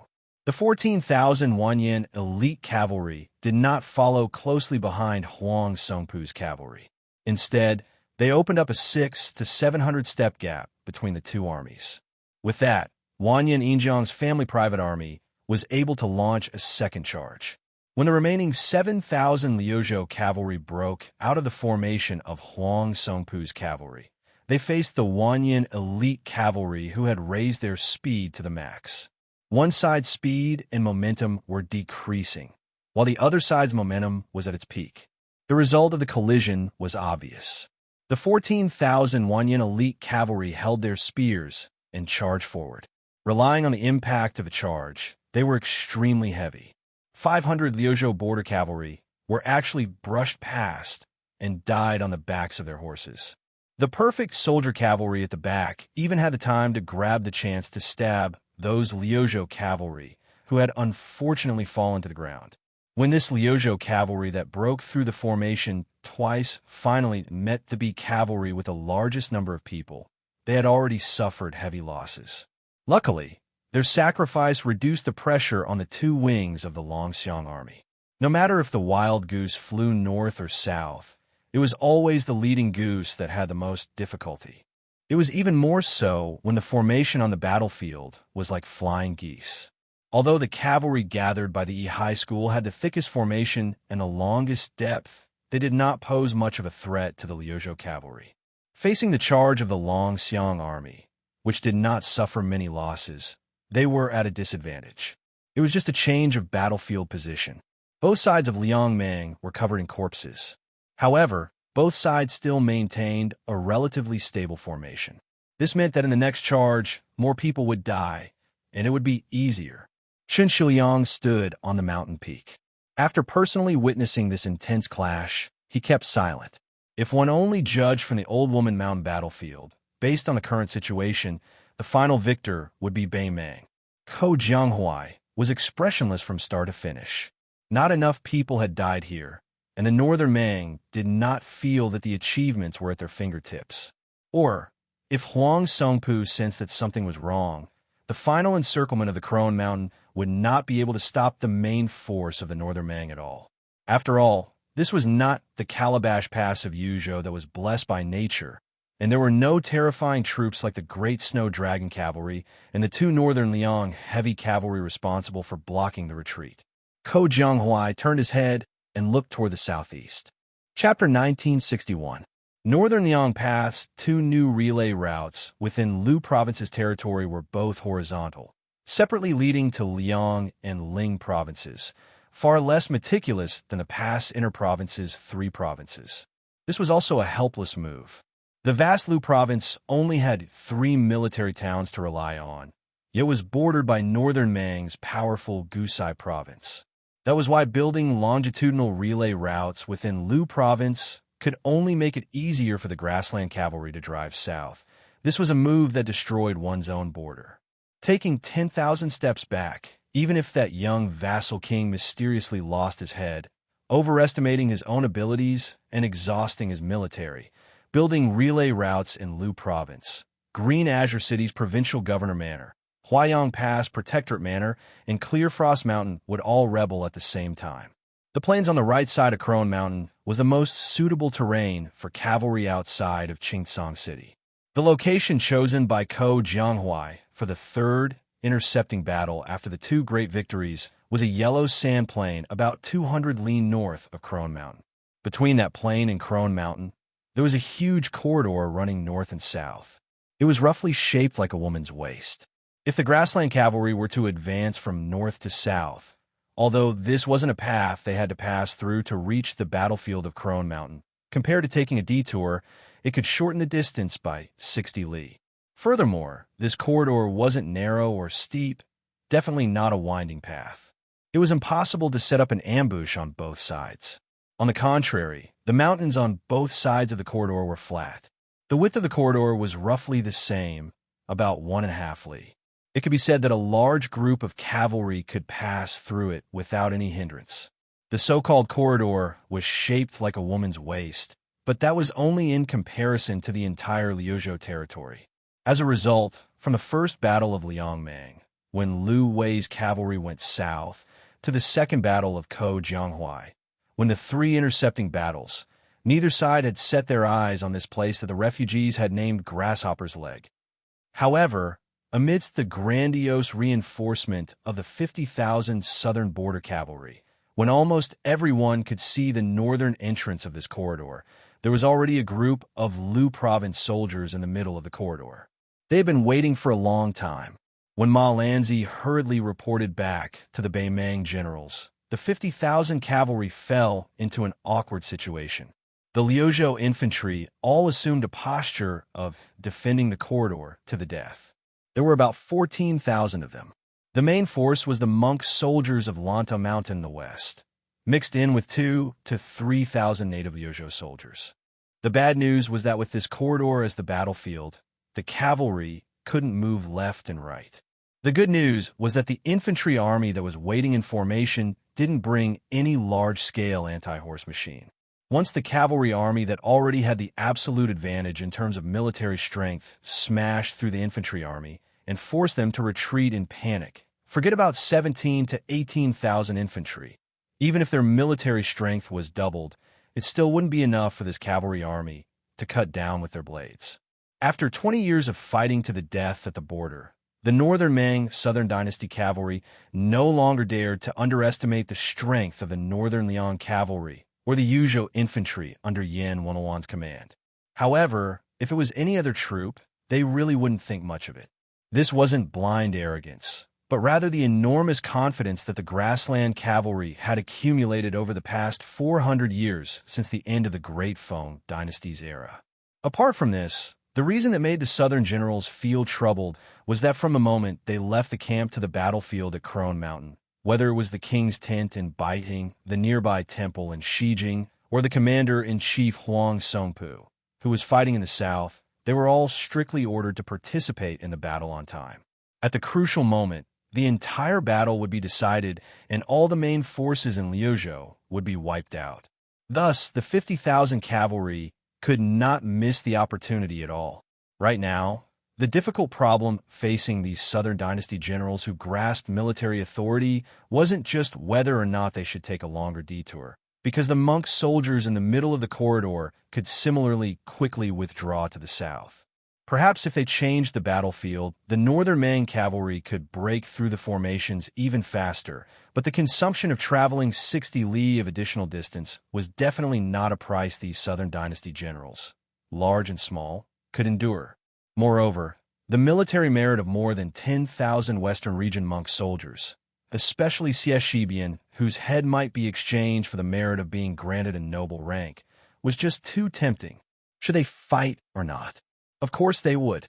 Whether it was for public or private reasons, the Beimang cavalry felt that they had to fight in this corridor to obtain a large amount of military merit. The 18 Xinbei jade belts that the emperor had recently bestowed to the Wanyan family were the best example, with great merit in front of them. How could the 50,000 cavalry, whose stamina and spirit were at their peak, not be able to break through the formation of more than 10,000 infantry soldiers? On the other side of the corridor, Xianxia, wearing armor and a war blade at his waist, sat on the back of a horse and looked toward the north. The wind blew in his face, and it was as if he could already smell the scent of blood. This deputy general of Liuzhou, who was known as one of Dechu's twin jade annulus, had a firm gaze and a calm expression. Chao Zhangqing had once privately commented with the empress of West Shu, Xianxia, about the generals and ministers of the dynasty. Most of them were mediocre, but when it came to Xie Shibian's proud disciple, he was unexpectedly not stingy with his praises, especially when he said, using troops on the battlefield, turning stone into gold. These 8 words carried the most weight. But in the end, he added a comment that seemed to be a digression. Xie Shibian's tenacity and perseverance surpasses Ko Jianghuai's. Xie Shibian slowly closed his eyes. This young man, that even the young emperor of Liang wanted to recruit into Great Peace City, was now a citizen of Dechu, but a general of Bailiang. Dechu had been invincible for 200 years during the spring and autumn period. They relied on 3 things to defeat their enemies: strong armor, strong bows, long spears, and military orders. When Dechu was at the peak of its power, it had once beaten Liang and Dongyu to the north of the country like a strong man beating a young child. Even though Great Chu's military strength had declined from its peak, and Liang, located in the northern corner of the 9 kingdoms of spring and autumn, had begun to pay attention to cultivating cavalry, before the 120,000 great halberd warriors were completely wiped out in the Battle of Scenic River. The entire Central Plains still believed that the Liang cavalry of certain scale would not be able to gain the slightest advantage against the heavily armored infantry that was hailed as the most powerful in history. However, in the Battle of Scenic River, reality had proven that on a suitable battlefield, heavily armored infantry that did not have enough cavalry supporting them could only wait for death no matter how many there were. They might not necessarily lose, but they definitely would not obtain a great victory. That classic battle in the history books was far inferior to the one at West Leiby. It had always been underestimated and looked down upon by Li Yang's historians and militarists. First of all, in the 3 battles, not many soldiers actually died on both sides, only 30,000. Second, the Su family army that had achieved a great victory with the combination of cavalry and infantry chose to brutally bury more than 80,000 surrendered soldiers in order to prevent any mistakes in the crucial battle that followed. In addition, the old emperor of Liang, Zhao Li, had once sent an old general with meritorious service and 2 Zhao clan relatives to participate in the battle. Therefore, it was inconvenient for Zhao Dun to spread the taboo of ascending the throne and claiming the title of Venerable. However, that Battle of Jinghe had a great impact on the victorious Su family. When Su Xiao and his subordinates were touring the battlefield, he squatted down and stared at the fine armor of a Dechu halberd soldier. Long sabers hacked and spears stabbed, but it was still mostly intact. He sighed, "The person is already dead, but the armor is still intact. If I had armor like this, how many people would die? We can't continue to be so poor." Chapter 1962. From then on, the Su family, who only wanted military merit and not silver, every time they broke through a city or camp, they began to secretly seize the weapons and gold. Countless Liang officials criticized them for stuffing their own pockets. This was not an unjust accusation. Of course, Su Xiao never denied this. Especially at the end of the Battle of the Western Wall, Su Xiao made a rebellious move. It was precisely because of this that most of the incense between the Su and Zhao families died. Su Xiao issued a secret order to his subordinate, Cavalry General Su Pu, and his 2 adopted sons, Chen Zhibao and Yuan Zuozong. The 3 of them worked together and successfully allowed the Su family to secretly gather 10,000 soldiers and horses. They took the lead in breaking through West Chu's capital before the Li Yang selected candidates. Afterwards, They wantonly searched for all the treasures and gold that could be carried away in chests. Su Zhao's famous sentence, "Shit tastes good, but doesn't taste good," came from after the plundering. When the Liang military sent an envoy to denounce him, lame Su got straight to the point. "The things are already in my stomach. If you want them, I can only give you shit. Do you want to eat it?" It was said that when the old emperor Zhao Li heard this report, he was so angry that he didn't know whether to laugh or cry. In the end, Su Xiao just symbolically spat out some spoils of war to the imperial army and left the matter unsettled. After being granted the title of king and vassal of the northwest border, Su Xiao's obsession with weapons and horses could be said to have become even more intense. Rather than saying that the Bailiang cavalry was the best in the world, it was better to say that the army and horses were the best in the world. In these 20 years, the smuggling of ironware to the Beimeng grasslands and the endless border of Liang never stopped despite repeated prohibitions. The two Bailiang border armies, who enjoyed half of the country's taxes, constantly made small movements that were extremely difficult to stop.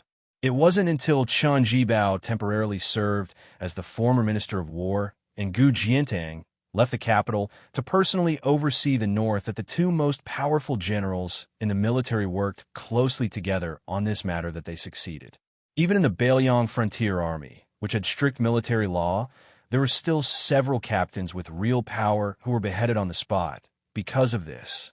The implications were broad, from the generals inside the pass to the generals with real power outside the pass, to the captains of the pass, and finally to the big and small beacons. Often, close to 100 heads would fall in one incident. The grassland cavalry had never lacked horses, but they lacked armor. After the old lady ascended the throne, Beimeng's outlook had changed greatly. Borrowing the momentum of Hong Jia's rush to the north, the entire country, from top to bottom, from the iron smelting technique to the military equipment, was the same. However, there were some things that were deeply ingrained in the nomads. Even after 20 years of influence, it was still difficult to change. For example, the Chang cavalry that was destroyed in the northwest of Liuzhou, the famous Beimeng Southern Dynasty's Chang cavalry, and the Ruren cavalry that Hong Jingyan led, were known as the most important border cavalry. With the old lady's foresight and the importance of the Southern Dynasty's Shijing imperial court, how could she not have the foundation and courage to equip 10,000 Chang cavalry with good equipment? However, the Chang cavalry maintained the light cavalry path of leather armor, fast horses, short knives, and short spears. This couldn't be simply seen as a sectarian bias of the Beimeng cavalry. It was more of the times that made heroes. The sound of the hooves of the Beimeng cavalry became louder and louder. Added to the natural echo of the corridor and the roar of the Beimeng after they thought that victory was in their grasp, it was like a thunderclap on the ground. The momentum was extremely majestic. Xianxia suddenly opened his eyes and pulled out the cold knife at his waist. He shouted angrily, "Formation! Barricade the horse!" This time, using the infantry formation to stop the 50,000 Beimeng cavalry, Xianxia had the right to distribute 5,000 bows and crossbows from the Liuzhou provincial governor's mansion. He also asked for 800 horse lances and 1,000 mo knives from the Liangzhou border army. The mo knife was popular in the southern Tang during the spring and autumn period. It weighed more than 50 caddies and was made of fine iron. Only the best soldiers in the army could wield it. In the past, the southern Tang border had 16 towns and more than 70,000 soldiers and horses. There were only about 2,000 mo knife soldiers. They were so strong that they were once hailed as the king of white blades. It was believed that if they could gather 10,000 mo knives to guard the country's gate, they could stop 100,000 invading cavalry. After the first famous general in the old southern Tang, Gudizu, followed the then heir of Bailiang, Su Fengyan, into Bailiang, in addition to being the deputy commander of the infantry. With the full support of the young feudal lord, he earnestly asked Gudizu to help the Mahis Jizi create a new type of mo knife so that it could be given to the Bailiang border army in the future. Compared to the 50 caddies mo knife of the southern Tang soldiers in history, because the men of Bailiang were more robust and had greater strength, the well-deserved Zamadeo of Bailiang was heavier. The Mahis Song Chong Sui, jokingly named it Knife 60. It was a pity that they started to make it before the First Liangmang War. Until now, they had only tried their best to make 1,000 of them. Moreover, it was difficult to use them on the battlefield outside Liangzhou Pass. Then, Xianxia asked for all of them. Other than that, there were also the 1,000 long lances. These lances were more expensive to make than the Mo knife. The degree of rarity was enough to make people speechless. Only the son of a military family could use a horse lance. This was an iron law since the birth of the horse lance. First, no matter if it was a horse lance or a horse lance, it was extremely long and difficult to use. Ordinary cavalry, using it would be like drawing legs on a snake. Second, it took a long time to make. It was said that it took at least 3 years to make a lance. It had always been the #1 hobby of the cavalry of the Central Plains. It was even harder to find than a good horse that was worth thousands of gold. The young feudal lord personally ordered the 800 lances. It was a number that almost took all of the Su family's wealth to gather.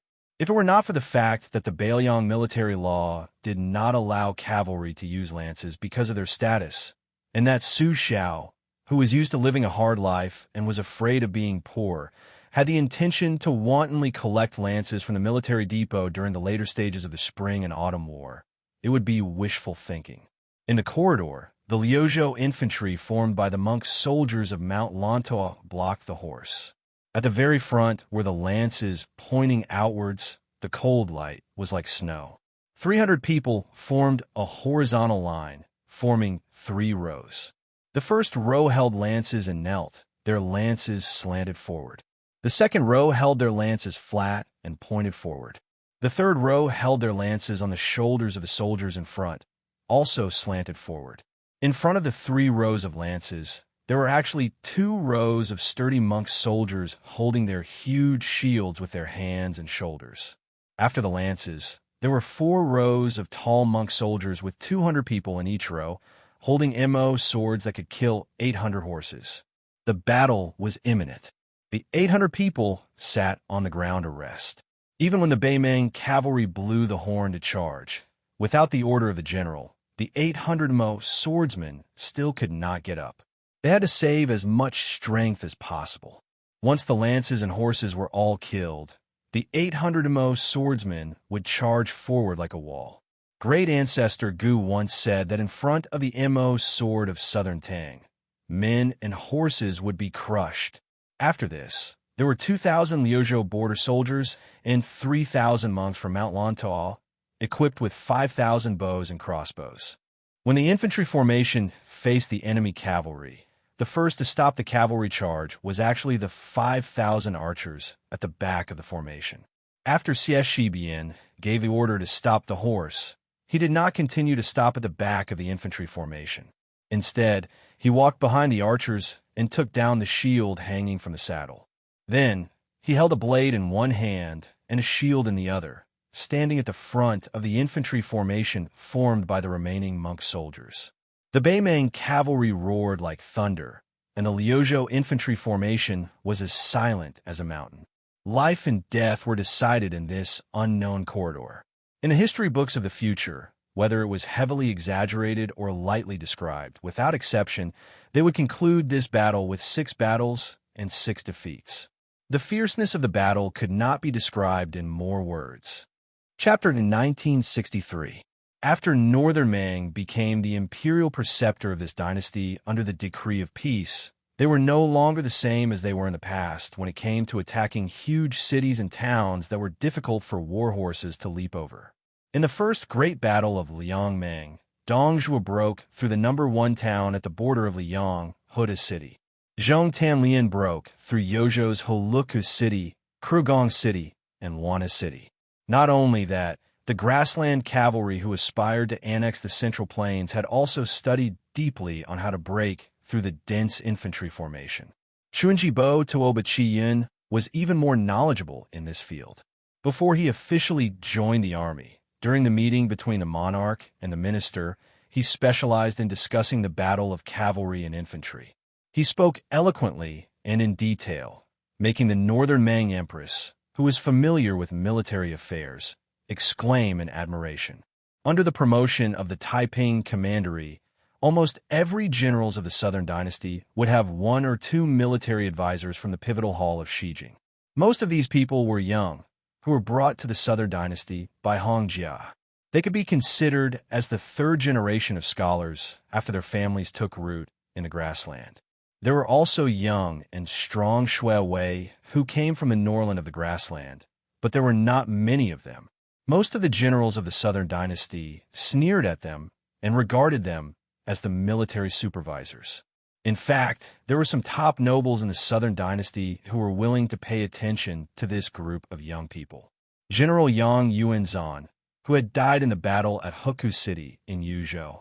At that time, Yang Yuanzhan brought a large number of young talents from the pivotal hall of Xijing. There were as many as 100 of them, but they were all turned into piles of bones.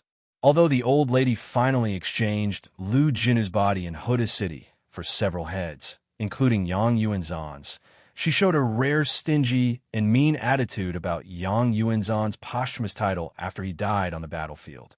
She did not even give a token order to appease the Yangs. It was said that the emperor even pointed at the head of the old general in the lime box and said to the Taiping Commandery, standing beside her, that Yang Yuanzhan deserved to die for destroying her 10 years of foundation. When the 5 generals of the Southern Dynasty met to discuss whether to fight this battle or not, a pivotal hall of Xijing with a low rank suggested to divide the army into 2 groups based on Ma Lang's description. 30,000 cavalrymen would attack the corridor, and 20,000 cavalrymen would go south to help the Crone Mountain. Only one of the 5 Beimang generals from different military towns agreed. The other 4 rejected this overly conservative proposal. The middle-aged general from Maolong military town was known for his violent character in the Southern Dynasty. He directly bent over and pointed his whip at the young man's nose, scolded him for being a kid who didn't even know how to speed was the most important thing in war. How could he know the importance of war? Be quick. He also asked the young man in a strange tone, "Are you a spy planted in the Southern Dynasty by the Bailiang Frontier Army?" The only old general who agreed with the young man's cautious proposal couldn't bear it. Just as he was about to say something to smooth things over, he heard the other 3 generals, who had similar positions and more power, laugh out loud. The men of the grassland, especially the strong in the army, always believed that they could be killed but not humiliated. The young man whose father had died in battle outside Bailiang was so angry that his eyes turned red. He almost ground his teeth to pieces. In the end, he took the initiative to ask to be the vanguard of the cavalry. Before he left, he sneered and said, "After I die, I'll see how you die in the underworld." The 4 ambitious generals didn't care at all. The young man who had read a few tattered books and didn't know the immensity of heaven and earth wanted to die. They, who had no relationship with him, couldn't be bothered to stop him. However, after the 2,000 vanguard cavalry ran into a wall, all of the generals began to realize that the situation wasn't good. It wasn't that they didn't understand the natural mobility brought by abandoning the war horses. It wasn't easy to use cavalry to break through the infantry formation head-on. The cavalry who opened the way would inevitably die when they ran into the formation. However, even the oldest generals didn't expect the infantry formation's defense to be so shocking. If it was said that the 5,000 infantrymen hiding behind the horse barricade formation shot out arrows like a torrential downpour, it was still within reason. However, there were still more than 1,000 of the 2,000 cavalrymen who charged behind the wall. The bloody scene of both men and horses dying in an instant was still extremely shocking to the captains, who had seen many bloody battlefields. These 2,000 elite cavalrymen were undoubtedly 2,000 men of sacrifice.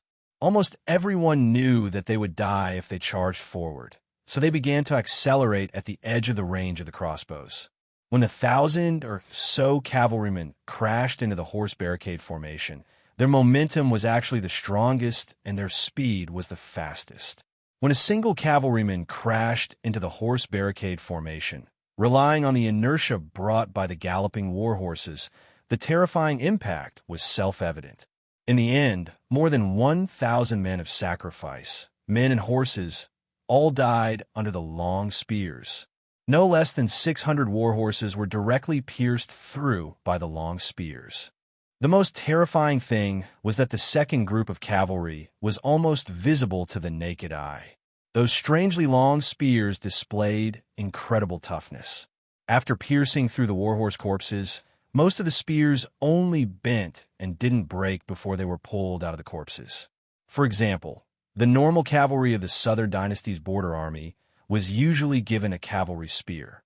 Often, it would break after 1 or 2 charges. Only the elite soldiers under the direct command of great generals like Dong Zhuo, Lu Gui, and Yang Yuanzhan were able to repeatedly ram into the formation without breaking.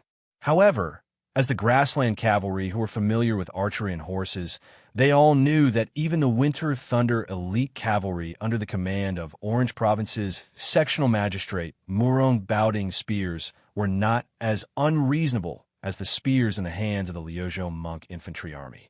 Although these 2,000 cavalrymen were a little timid before the horn of retreat sounded behind them, no one dared to turn around and retreat.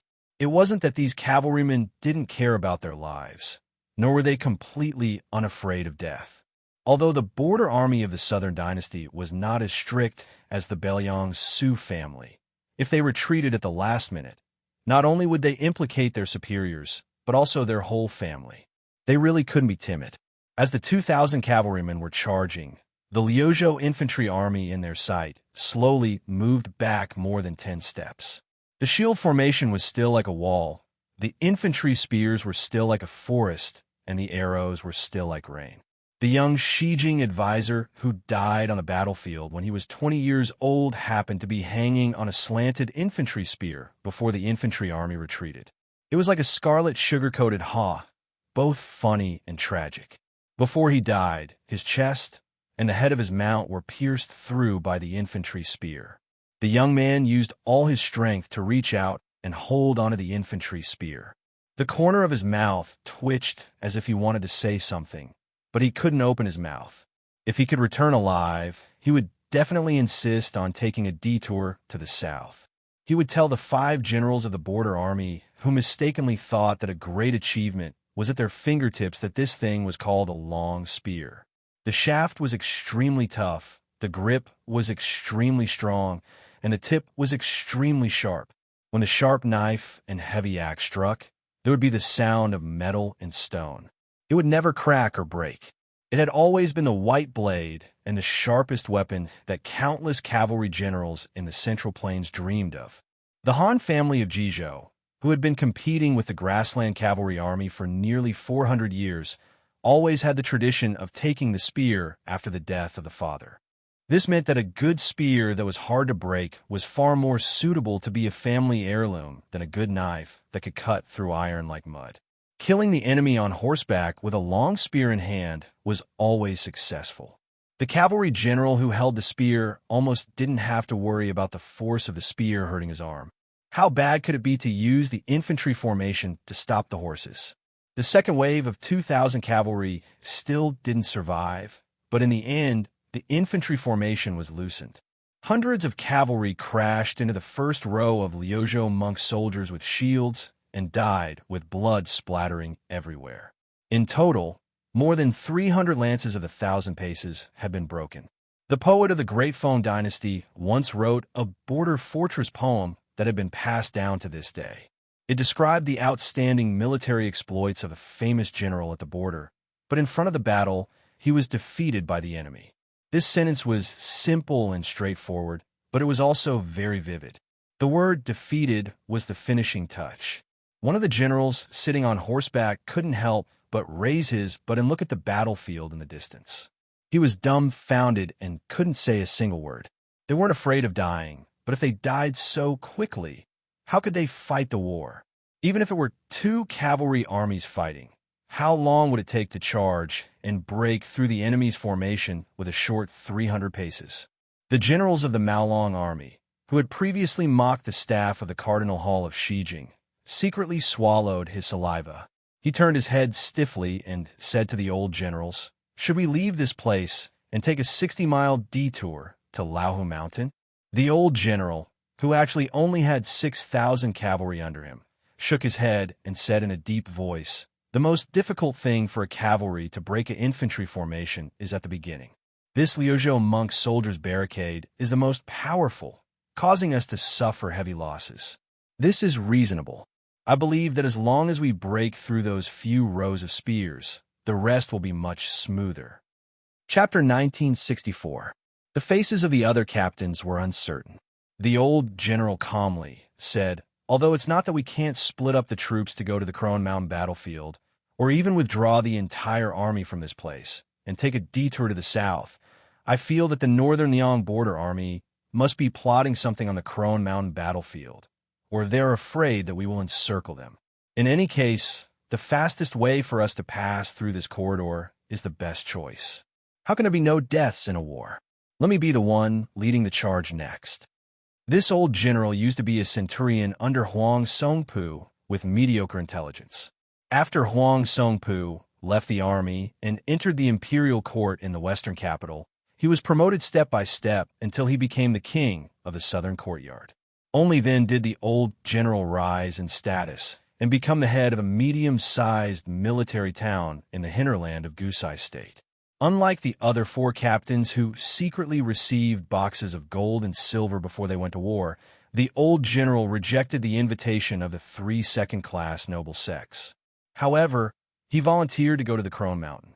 Since he was not here for money, in the eyes of outsiders, it was probably because he was old but not old at heart. When the four generals saw the old general urging his horse forward, the Maolong army cavalry was stunned. "Old general, are you going to break the formation yourself?" The white-haired old general turned around and smiled faintly. "Many of my men are about the same age as my grandson. As the main general of a town, of course I have to." One of the young generals frowned and interrupted the old man's words. "Old general, according to the military law of the border, the main general must die in battle. Once he is defeated, all the Kiliarchs and centurions will be executed." The old general dismissed it with a smile and glanced at the infantry formation in the south corridor. "To open this formation, 6,000 cavalry is definitely not enough. The 8,000 men in my town who are not afraid of death have already followed me here." Perhaps these were the old man's last words. The 6,000 cavalry split into 3 groups and began to charge one after another. After 2 heroic charges, they finally broke through Liuzhou's shield and lance formations.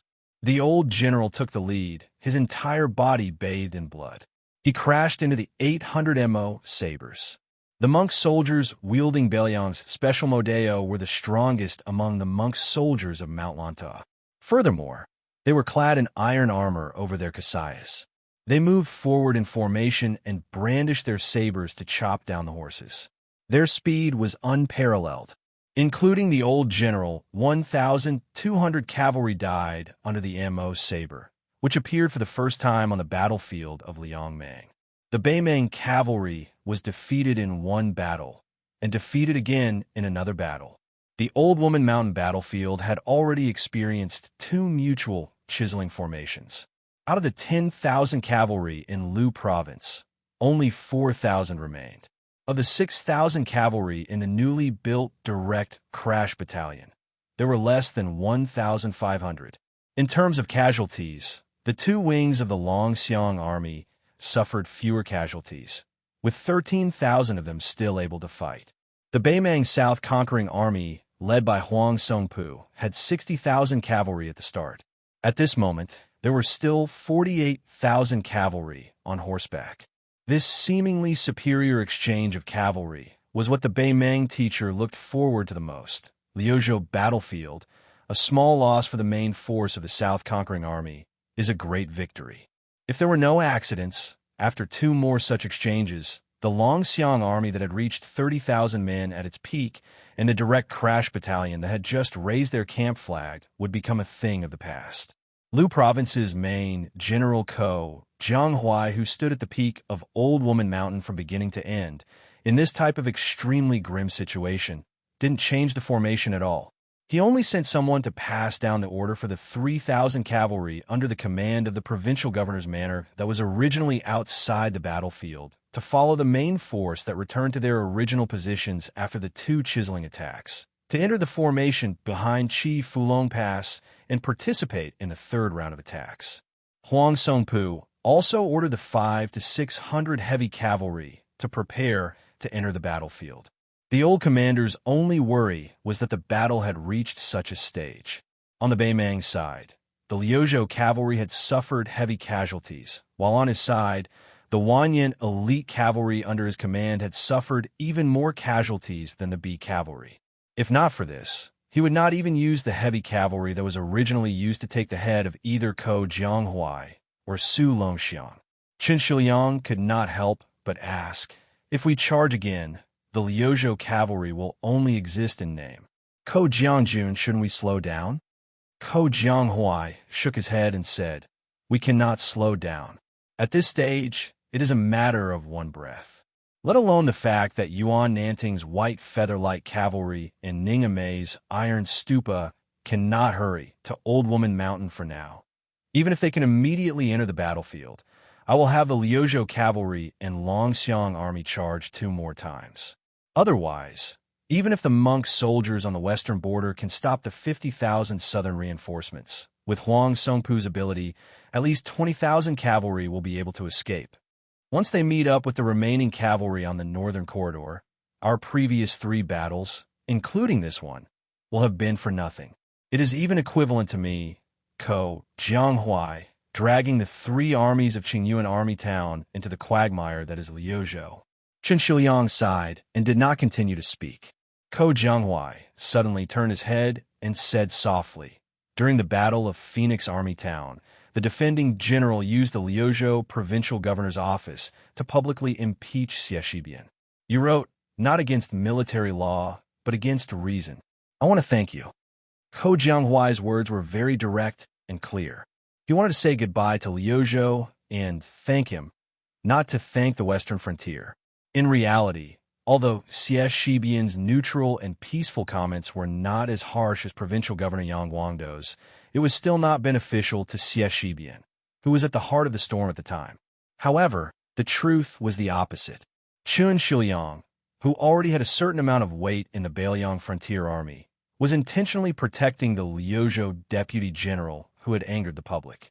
Once his words sided with Xie Shibian, it would only provoke a fierce backlash from the Liangzhou cavalry and the entire Yuzhou infantry.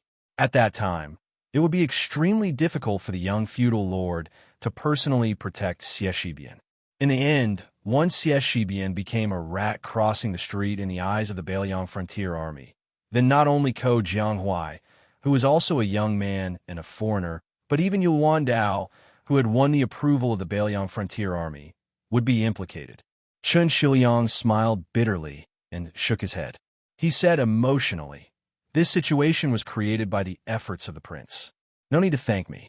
If you really want to thank me, next time go to Beicheng to thank the prince. Ko Jianghuai curled his lips. Why should I thank him? Since he is the king of Beiliang, these are the things he should do. The next time I go to Beicheng, I will be kind if I don't ask him to be the commander-in-chief of the Beiliang cavalry. Ko Jianghuai suddenly said self-deprecatingly, but I don't think I can beat Yuan Baixiong.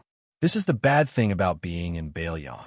The people who lead the army to war are fiercer than the other. There are so many martial arts grandmasters. Before, when I was in Guangling, my swordsmanship was passable. I was confident in fighting in the court. Now I can't. With a heavy heart, Qin Shiliang finally smiled a little. The two looked around.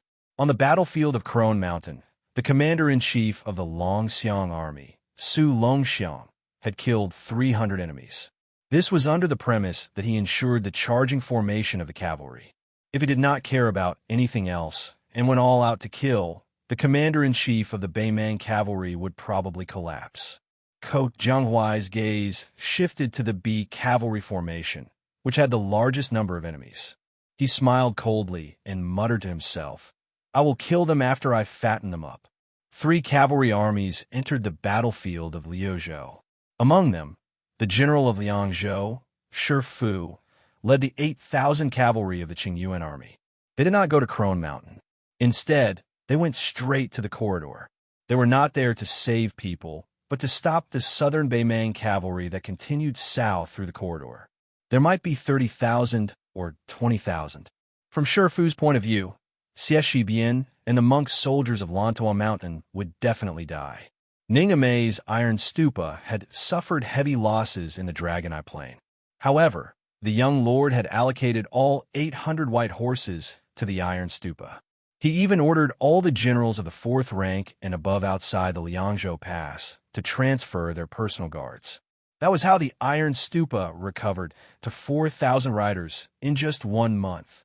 With a big halberd in his hand, Ningamei led the 4,000 iron cavalry to gallop wildly. He wanted to take a shortcut from the rear, straight to the area between the Old Woman Mountain and the corridor in the north.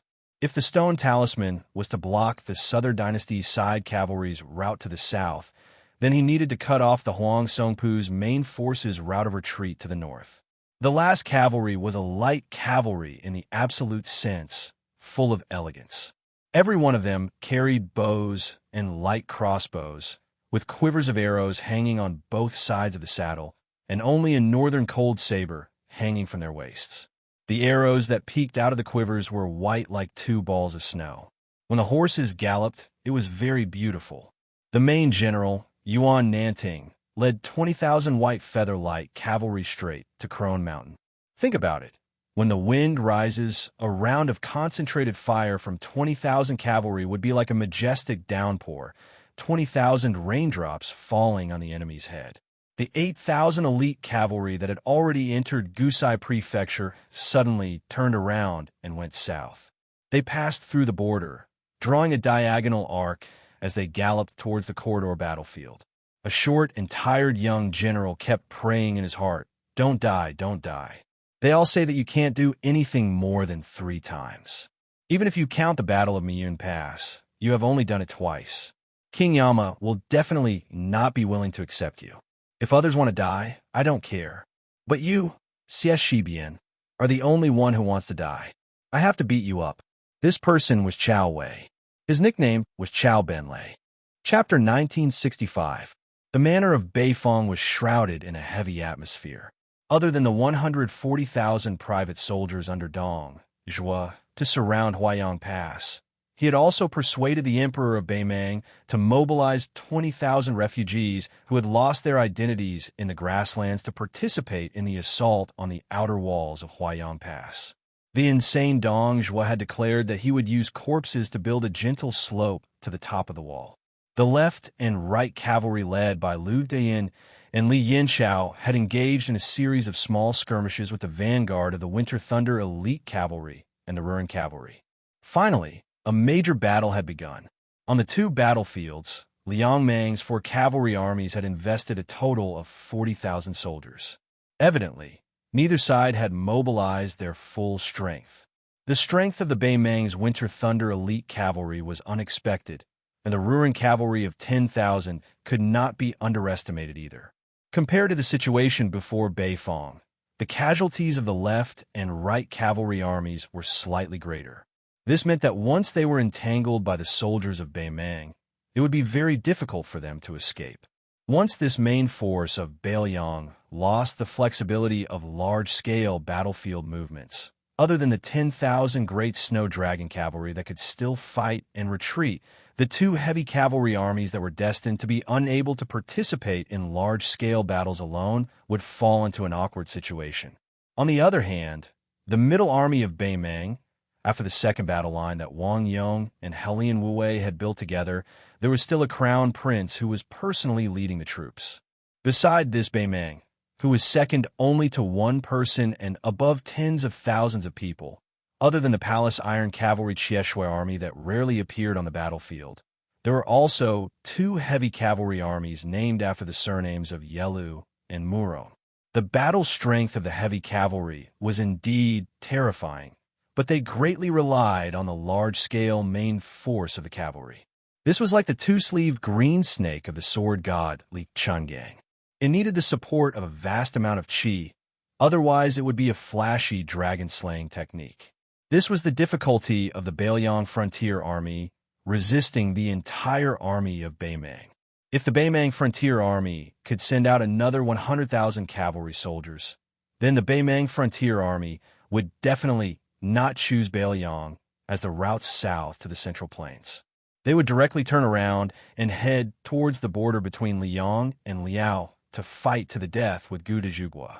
They would even have the strength to send troops to Jizhou and follow the path that the grassland cavalry were most familiar with to enter the hinterland of the Central Plains, or they could turn east and reach Taiyan City. However, in this way, the situation in the world would not be as simple as the Beiliang cavalry lying on the side of the bed behind the Beimang cavalry. Instead, it would be leisurely watching the fire burning on the other side of the river, patiently waiting to reap the benefits of the fishermen.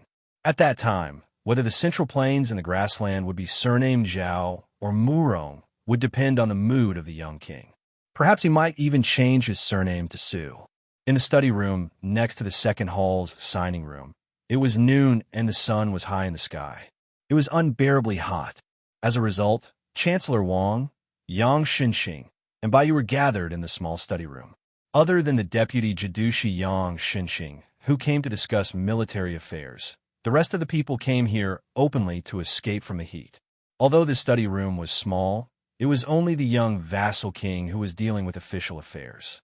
Although the 6 subjects' wing room was big, there were more than 10 or 20 people gathered together. The most important thing was that the administrator Li Darren had ingeniously helped to transplant a loquat tree in the courtyard outside the study room. The loquat tree was of moderate height. It had shade and would not block the light too much. Therefore, the small study room had unknowingly become an excellent summer resort. When Yang Xianxia was discussing with the young vassal king, behind the spring and autumn period old general who was banished to the northwest border by Liang, Mr. White Lotus was sitting on a chair near the window and gently swaying his palm leaf fan. The cool breeze blew gently. Chancellor Wang shamelessly pulled Li Gongda to set up a battle array. After a round of beating, he could also rub against the cool breeze brought by Yu's fan. The young vassal king had already browsed through the detailed military intelligence reports.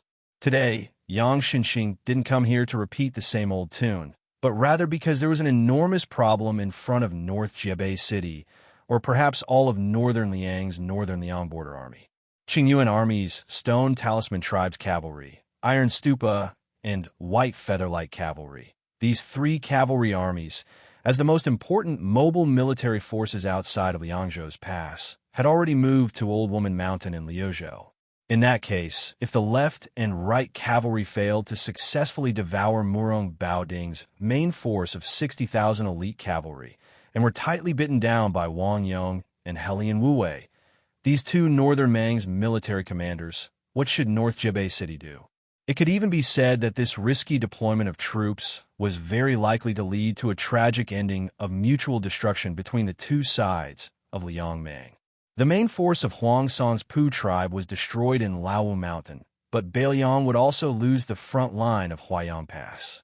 Yang Xianxia worriedly said, "At that time, we did not expect that when Yu Luandao led the army to attack Xijing, Chao Wei's 10,000 cavalry also made a gesture of supporting Yu Luandao's Yu Qi to the north. But Beimang unexpectedly only transferred the cavalry of Bo Wang Jingchong from the eastern front, which was confronting the 2 Liao's Liao, and then did not make any move. It seemed that they did not care about the safety of the southern dynasty's capital region. In the end, they even ordered the army to go south to reinforce Laowu Mountain. Could it be that the old lady has lost her mind and really does not care about the smoke of war rising in the entire Gusai prefecture? You have to know that Gusai prefecture borders 2 prefectures to the north. It has always been lacking in military strength, but it has a well-developed courier route. Once we win Laowu Mountain and join forces with Yu Luandao and Chao Wei's cavalry, Beimang is going to give away half of the southern dynasty with both hands? Su Fingyin did not dare to jump to conclusions. He only smiled bitterly and said, if it were the Liang emperor who cherishes his reputation, he would not dare to do so. If it were that old lady, it would be hard to say. Yang Xianxia frowned. Who will lose and who will gain by such an exchange? Is Beimang not afraid that our cavalry will destroy the southern dynasty, and they will not be able to recover their strength in 10 years and go south to the Central Plains? Chapter 1966. Su Fengyin shook his head and said, if it was in the past, the Liang imperial court still had control over the territory of the Central Plains. But now that the three kings have raised their armies, everything has become a variable. Beimang can certainly stake everything on this gamble. Su Fengyin gently held a piece of white jade the size of an egg in his hand and slowly stroked it. This piece of white jade was slightly red, its texture was delicate, and it looked clumsy and simple. Su Fengyin could not bear to put it down. In fact, the item itself was not that rare. Compared to the fine jade that was carved into fine shapes, its price was as different as heaven and earth. However, the origin of this item was very interesting. Jiang and I, Su Ying, and Jia Jijia had secretly carried a heavy cloth bag back to North Jebei City not long ago. Everyone's clothes were stained with dust and mud. They swaggered into this study room as if they were asking for credit. They opened the cloth bag and poured it onto the floor. Most of the items were ordinary pebbles that were playful and pleasing, mixed with some green jade that could barely be sold for a few copper coins. However, the three of them had really picked up a treasure. It was this piece of white jade that Su Fengyin had left on the desk to play with. Su Fengyin was very cunning. He squatted down and pretended to wantonly belittle the stone, saying that this was not worth a single copper coin and that the stone was just a cobblestone that would not even look good on the road. In the end, he sighed and picked up the piece of white jade with a beautiful color. He casually tossed it around and then took out 5 or 6 copper coins from his money bag and threw it to the little mud man covered in dust, saying that this was a friendly price.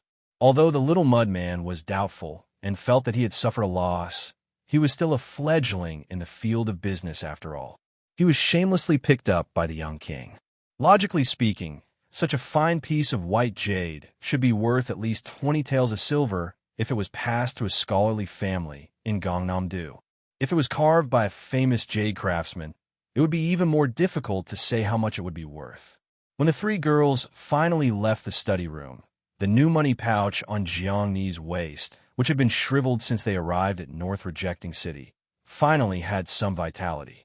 Jia carried the heavy cloth pouch that had been filled with stones again and planned to make a small nest in the courtyard to play.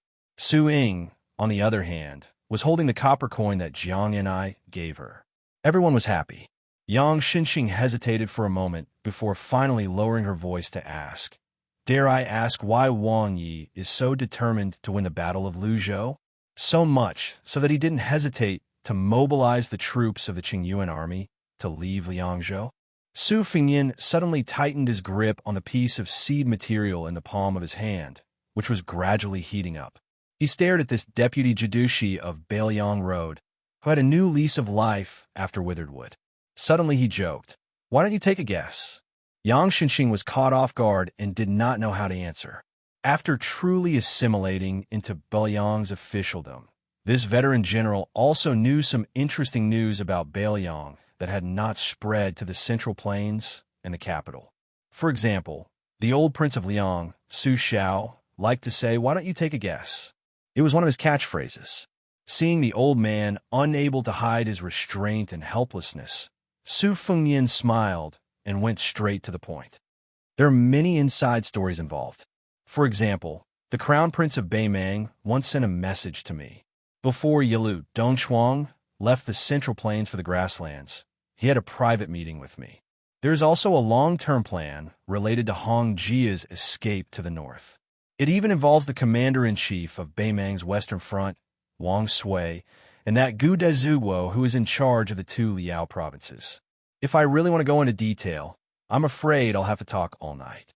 I believe that General Yang is certain of one thing. On the battlefield outside Liangzhou Pass to the north of North Rejecting City, with the military strength of Liangmang and the Bailiang cavalry, it is impossible for our Bailiang cavalry to obtain a complete victory in a frontal battle. At most, it will be a Pyrrhic victory. Yang Xinxing nodded without hesitation. Su Fengyin gently placed the white jade document on the desk like a chess piece on a chessboard. While my master was alive, he always tirelessly told me that the depth of a national player's skill is always outside the chessboard. When I was young, I thought that my master always lost to my second sister in chess because he was looking for an excuse for his lack of strength. But as time passed, I realized that everything in the world is like chess, where victory and defeat must be determined. This is the truth. Su Fengyin slowly stood up and stretched out his finger to press on the seed material. When Su Xiao was in the most difficult situation in Liang in his early years, because he fought many tough battles that others were unwilling to fight, he didn't have many soldiers and horses under his command. Why were the big shots in Liang still willing to bet on Su Xiao? It's very simple. Su Xiao was always able to win a battle when almost everyone was not optimistic about him. This attracted the attention of the imperial court and made the old foxes who held the military seal in their hands feel that it was worth a bet. The inside stories I mentioned earlier, those national players hiding behind layers of curtains, were actually very fake. Both Beiliang and Beiliang are well aware that they won't act until they see the rabbit. There's no other way. Beiliang can only take an unconventional approach and make those people standing in front of the gambling table feel that it's time to sit down and gamble big. Otherwise, if they're too slow, they'll only be able to get some leftovers to fill the gaps between their teeth. Su Fengyin smiled. None of these guys have small appetites, so I have to let them see my sincerity. For example, Yang Xianxia subconsciously asked, for example. Su Fengyin said softly, for example, when the Iron Cavalry outside Liangzhou Pass defended Beicheng without losing it, the Liuzhou Cavalry won a great victory at Old Woman Mountain. Then they went all the way north and took Beimang's southern capital, Shijing. Yang Xianxia was a grandmaster in both the imperial court and the battlefield, so he understood it immediately. However, this veteran who had experienced the war of spring and autumn did not feel relaxed at all. Instead, his heart became heavier. The young lord only said that he was going to defend Beicheng. Then what about the north of Beicheng? Huayang Pass, Lia, Fuling, and Grave, three major military towns. Chu Lushan, Zhoukong, Lianchao, and Ludeyuan for generals. No one knew when, except for the two people who were standing at the table next to each other. The rest of the people had left the study room. After Yang Xianxia also walked out of the study room, the young lord held the seed material and walked to the window. He looked up at the loquat tree. Although it was mid-autumn, the green was still lush. Spring, summer, autumn, and winter leaves can grow green. Birth, old age, illness, and death, people can't live forever. Chapter 1967. As soon as the autumn equinox passed, the battle situation outside Liangzhou Pass suddenly became tense. Previously, the scouts from both sides of Liangmang were roaming about outside the pass. Their forces were more or less equal. Although Beimang's Malanzi had the advantage in numbers, due to the battle on the Longyan Plains, the two elite scouts who were most familiar with the border army's terrain and had the most outstanding fighting power, Dongzhu's Crow Lanzi and Great General Lu Gui's Black Fox Lanzi, were almost completely wiped out. The Malanzi who followed the army to the south of Huda City could not be said to be a headless fly, but compared to Liangzhou's second-class scouts, who were incomparably familiar with the terrain, they still did not have an advantage. Whenever the two sides encountered a sudden battle, Beimang's Malanzi was ordered to take the initiative to attack regardless of casualties. Many times they met on narrow roads. Even though Beimang's Malanzi was at a disadvantage in terms of military strength in some parts of the battlefield, they still charged bravely without fear of death, even if they had to sacrifice 3 for 1. The rich and overbearing Murong Baoding personally promised that as long as the Malanzi advanced to the front line, regardless of whether it was his direct subordinates or other troops, not only would they be able to obtain military merit by beheading the enemy, they would also be able to exchange their own losses for military merit. Under this kind of unreasonable and intense attack by Beimang, Beiliang scouts never suffered heavy casualties in a single battle. However, after the losses accumulated time and time again, in a short period of 20 days, according to the intelligence reports from the left and right cavalry, more than 700 men had died in battle. The Liangzhou border army had no choice but to start gathering small groups of scouts, at the same time reducing the width and depth of the scouting line, decisively giving up on the risky move of sending a small group of scouts to roam in and out of the enemy's territory. Back then, Bailiang had chosen to place great importance on the Liuzhou battlefield and did not hesitate to shift their forces to the west. For example, Li Hanlin's White Horse crossbowmen had all moved into Liuzhou. Not to mention the control Bailiang City had over the border defense line of Huayang Pass, Luya, Fuling, and Grave. The connection with the left and right cavalry was growing thinner and thinner. This was definitely not a good sign. As the main force of the Bailiang border army, the left and right cavalry's main purpose was not to kill the enemy, but to link up Bailiang City and Huayang Pass defense line, preventing Beimang's cavalry from completely dividing the battlefield outside Liangzhou Pass. However, from the current situation, unless Moron Baoding was willing to hold his troops back, unwilling to lose the Winter Thunder elite cavalry and Ruren cavalry, slowing down the speed of his horse hooves, and allowing the Liangzhou scouts to seize the opportunity to regain the initiative from the perspective of the chessboard, the stalemate between the two sides was already set in stone. During this period of time, the Northern Liang Dao's only official in the northern part of the city, the administrator Li Gongda, proposed to have Li Hanlin lead the remaining Liuzhou White Horse crossbowmen back to the battlefield outside Liangzhou Pass. However, this proposal was rejected by both the young king and deputy Jidushi Yang Xinxing. The result of the magnificent cavalry battle at Old Woman Mountain in Liuzhou, which was destined to go down in history, had not yet been accurately reported to Jubiai City outside the Liangzhou Pass. The last urgent military document from a scout under Liangzhou's General Shi Fu was still neatly placed on the table in the small study next to the signing room.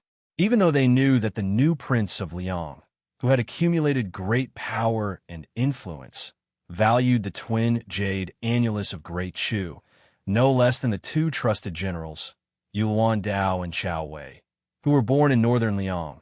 The military document written by Shi Fu himself was still straightforward, revealing the unique cruelty of a battlefield. Thank you to the monk soldiers of the Western Frontier Division for blocking the 50,000 cavalry with 15,000 infantrymen. Forgive me for not being able to rescue them. I will only follow the established plan to block the remaining Southern Dynasty's cavalry from going south. Joining forces with Ning Amei's 4,000 iron stupas, we will definitely block the Yellow Song's Pu tribe's main force from retreating north. Whether Bailiang's monk soldiers and Lanta Mountain's monk soldiers live or die, my Qingyuan army can't help. In fact, the true ruthlessness of the battlefield lay in Shi Fu's words. Even if my stone talisman army can rush to the corridor battlefield in time, as long as Bailiang's infantrymen still have the strength to block the Southern Dynasty's main force, then the Qingyuan army's cavalry will stop far away and choose not to rescue them. This was to prevent the Southern Dynasty's main force from giving up on rescuing Old Woman Mountain and decisively fleeing north, returning to the Southern Dynasty's main force. The young king did not summon the generals to discuss this matter in the conference hall. He did not even instruct the stone talisman to send it directly to the study room to browse and circulate. That evening, Su Fengyin sat quietly in the study room for a while and then wrote a letter to Liangzhou's General Shi Fu. The content of the letter was concise and comprehensive. It roughly talked about the follow-up of the corridor battlefield. Shi Fu, since you are a general of a province, you should act according to your discretion. There is no need to report everything to Bailiang City. When the young king finally stamped the King of Bailiang official seal on the large blank space of the letter, the counselor in green took the letter and hurriedly left. The young king sat alone in the study room and was silent for a long time. The night was as cold as water. The mansion in Bailiang City was still brightly lit. The sound of footsteps was like a drum, incessant. They were already used to it. Su Fengyin was in his study, staring at two maps of the situation on the table with Crone Mountain and Huayang Pass as the main focus. He suddenly raised his head and saw Yang Xinxing, great ancestor Gu, and Bai Yu walking over together. His expression was extremely solemn. Great ancestor Gu said with a hoarse voice, We've just received news that Murong Baoding personally led the Winter Thunder Elite Cavalry and the Ruren Cavalry, each with a force of 20,000. Together with the 30,000 reinforcements from Wang Yong, the abbot of Aquarius State, they attacked Lu Diyuan's left cavalry of 24,000. Zhou Kong and Li Yinxiao couldn't rescue them in time. Yang Xinxing said bitterly. From the looks of it, the 10,000 Ruren cavalry that fought with Li Yinxiao of the right cavalry was just a bait. The remaining 20,000 Ruren cavalry had already joined up with Murong Baoding's direct troops and were heading straight for the left cavalry. The so-called splitting of the troops into two directions, with the 30,000 Ruren cavalry attacking the right cavalry of Liang province, and Murong Baoding staying in the 20,000 infantry camp without moving, was all a pretense. In fact, the 20,000 infantry were pretending to be the Ruren cavalry, and in the end, they joined forces with Wang Yong to attack the left cavalry. Su Fengyan's face turned slightly pale. He muttered softly, 20,000 Winter Thunder Elite Cavalry, 20,000 Ruren Cavalry, and 30,000 Aquarius Elite Cavalry, a total of 70,000 Beimeng First-Class Cavalry. Yang Xinxing was about to speak when Bai Yu tugged at the sleeve of this veteran general, signaling him not to speak for the time being. The young vassal king who was sitting upright behind the desk slowly raised his head and asked, "How are the casualties of the Beimeng barbarians?" Yang Xinxing tried his best to calm the intense emotions in his heart as he answered, "Murong Baoding did not send in all his troops at once. After the Winter Thunder Private Cavalry lost 9,000 men, he still did not retreat from the battlefield. Then, he sent in 20,000 Ruren cavalry. Lu Dian, the left cavalry, fought until Wang Yong's cavalry entered the battlefield. At that time, the remaining Winter Thunder cavalry had no choice but to watch from the sidelines. There were almost no Ruren cavalry left on the battlefield. The Aquarius cavalry still lost 6,000 men. Only 800 left cavalry managed to break out of the encirclement and return to North Jibei City.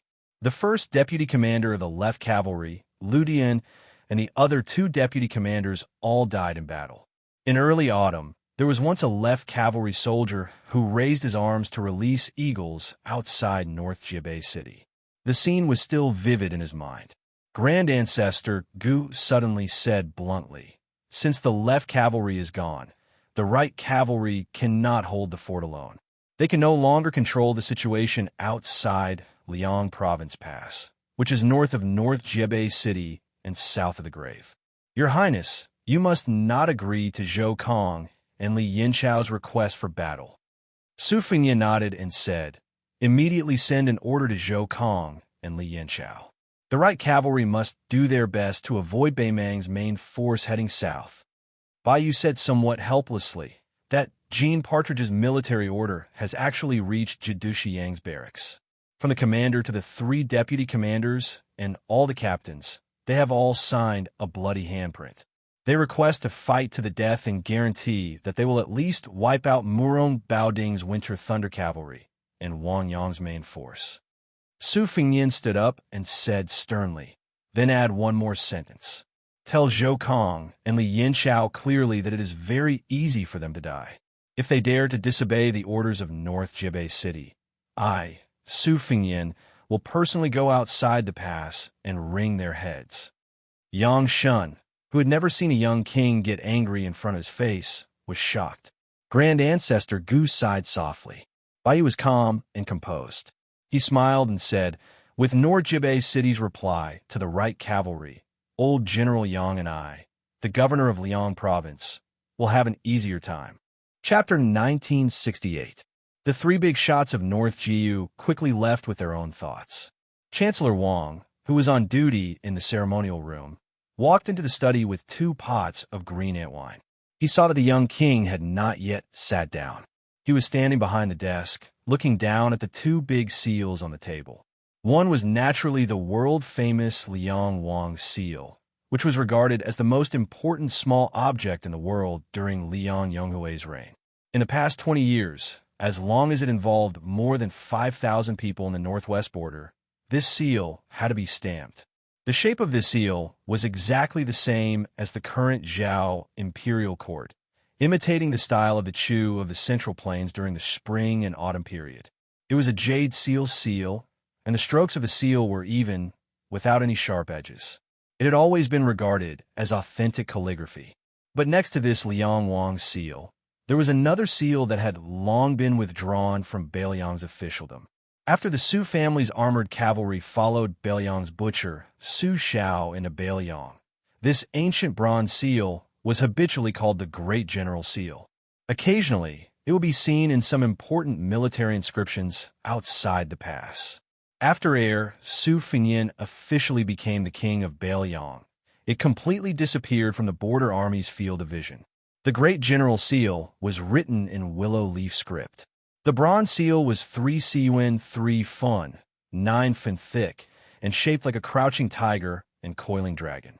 Now, the Liang army's permanent general with real power, Wu Zhengzhenping, had long switched to using the silver seal of the Qi Ding script, abandoning the knife-like willow leaf script. In fact, Mount Qingliang also had a big seal, mainly used for the promotion and dispatch of Bailiang's officials. Su Fengnian made an exception and left it to Deputy Administrator Song Dongming, allowing him to stamp the seal himself after the official document was approved to show his superior position of sole power. After Chancellor Wang sat down, he opened 2 pots of wine and leaned forward to hand one to the young king. It was better to enjoy together than to enjoy alone. The old Confucian raised his head and drank a mouthful of strong wine, exclaiming in joy. Then he looked at Su Fengnian and said, "I have heard about the left cavalry. Some words have accumulated in my stomach for almost 20 years, and I have to spit them out. You don't have to say anything, just drink and listen to me." Su Fengnian sat back in his chair and nodded. This renowned scholar of the literary world, the leader of the scholarly circles, slowly said, "I have always had 7 orifices and 6 orifices on the battlefield, but I know nothing about it. As a result, apart from bringing a few scholars to Bailiang, which can be considered a small contribution, I don't have any other achievements to show for it. I can only peacefully stay in the remote academies and study. In all these years, I've secretly traveled to Bailiang many times and met Su Xiao a few times. I've also met Li Yishan from Tide Listening Pavilion a few times. Su Xiao is known for being a terrible chess player. His chess skills are among the worst in the world, but his ability to reverse his moves is top-notch. That's why I don't like to interact with him." Noticing the strange look on the young lord's face, the old master continued to say shamelessly, "Li Yishan is a rare and extraordinary person. Of course, he would be arrogant and treat me as his confidant." Su Fengnian finally couldn't help but say, "That's enough." This old man choked on his wine and coughed a few times. The wine from the pot of green ants spilled all over his clothes. The old man casually patted his robe and said, "Li Yishan, who is in seclusion on the top floor of Tide Listening Pavilion, stands too high and sees too far. That's why he inevitably feels lonely. Sages have been like this since ancient times, so it's impossible to escape. Every time I go there to visit, even though Li Yishan doesn't give me a good face, I know that this guy must be happy. There were a few times when he was drunk, and Li Yishan would say some heartfelt words to me. He never talked about the Liang imperial court, but talked less about the strategist Su Xiao and more about the Northwest."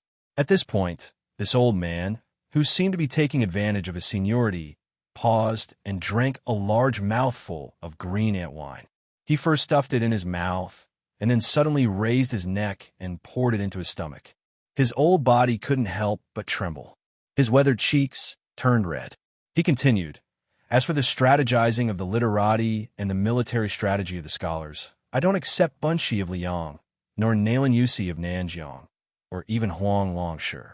As for Zhao Chongling, who suppressed Li Yishan even after death, don't even mention him. As to why Zhao Chongling was more famous than Li Yishan both in life and in death, Li Yishan himself and Su Xiao, who knew better, both had their own difficulties. Li Yishan was born a poor scholar. Zhao Chongling, the grandson of the Chu aristocracy, was more or less the Song family jade tree of the present Song Maolin in West Chu. When Zhao Chongling chose to assist the fallen Su Xiao, what was it? 800 servants in a grandiose manner. Can you imagine that? In any case, this old man is not willing to think about it. The more I think, the more envious I am. Su Xiao wants to win over the landowning households in the north and south of the river. Zhao Chongling is an eye-catching flag. Otherwise, would Su Xiao say something like the entire army can die in battle, but Mr. Zhao must live? The old man smiled. Of course, Zhao Chongling is also very capable. Zhao Chongling contributed greatly to Su Zhao's destruction of the 6 countries in the later stages of the Spring and Autumn War. His reputation was so good that even the old emperor of Liang, Zhao Li, wanted to invite him into the court to be made a marquis. And Li Yishan? The old emperor, Zhao Li, never mentioned him. In reality, every time Su Xiao reported his military achievements, he praised Zhao Chongling greatly. His memorials were full of flowers, but as long as it was related to Li Yishan's schemes, he did not mention anything. Wang Ye, do you know why? Su Fengyin said calmly, I only know that those beautifully worded articles were incited by Su Xiao and then written by my master himself. The old man nodded. So, the old emperor and Su Xiao are of one mind. Mr. Zhao, the Liang Imperial Court can use a hoe to poach people away. That Su Xiao admits defeat. But don't think about the unknown Li Yishan in court. Otherwise, you will be crossing the line. Su Xiao may really start a rebellion. Su Fengyin smiled and said, starting a rebellion is an exaggeration. My master was the first to oppose it. The old man snorted and glared. Give an example. Do you not understand? Su Fengyin finally picked up the fragrant green ant wine and took a sip. Old mister, please continue to give pointers. The old man suddenly asked, what did I want to say at the beginning? Su Fengyin put down the wine jug. You too often talk about the Northwest. The old man suddenly understood. Yes. Li Yishan once told me a secret after he was drunk. He said that if Beiliang wanted to defeat Beimang in the worst-case scenario, they had to create a situation first. The old man stopped halfway through his deliberately mystifying speech. He narrowed his eyes and smiled. Out of the corner of his eye, he looked at the many objects on the desk. When the old man's gaze stopped on the seal of Prince Fangliang, Su Fengyin smiled and asked, even if I was willing to give it to you, would you dare to accept it?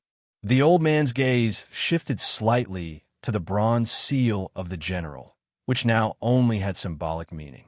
Su Fengyin glared at him angrily and said rudely, don't even think about it. The old man who originally wanted to take advantage of the situation was reluctant to part with it. He muttered regretfully, that kind of willow leaf script that contains the style of the frontier fortress of Dafeng is not commonly seen. Then the old man raised his chin and saw the white jade seed material beside the young king's jug of green ant wine. His eyes lit up. This poor new Prince Fangliang actually left behind something that was worth a little bit of silver? Su Fengyin put away the seed material and sneered, if Mr. Wang has the ability to snatch it away, then don't dream about it. The old man curled his lips. With Chancellor Wang's martial arts aptitude, even if he gave the old man 1,000 years of martial arts cultivation, it would still be useless to snatch something from a martial arts grandmaster. No young man would bully an old man like him. Su Fengyin gently held the white jade seed material and said straightforwardly, actually, I can guess what Master said. The only chance for us Beiliang cavalry to win against Beimang is to first exhaust Beimang's top-class border army and grassland elite private army. Then even if Beimang exhausted its national strength, it would still be able to support the third great battle of Liangmang. However, at that time, Beimang's hundreds of thousands of cavalry, compared to Lu Jinu who was guarding Hooded Town, and compared to me who is guarding Jubiai Town, the Beimang cavalry that we are facing is actually just an embroidered pillow that looks good, but is useless.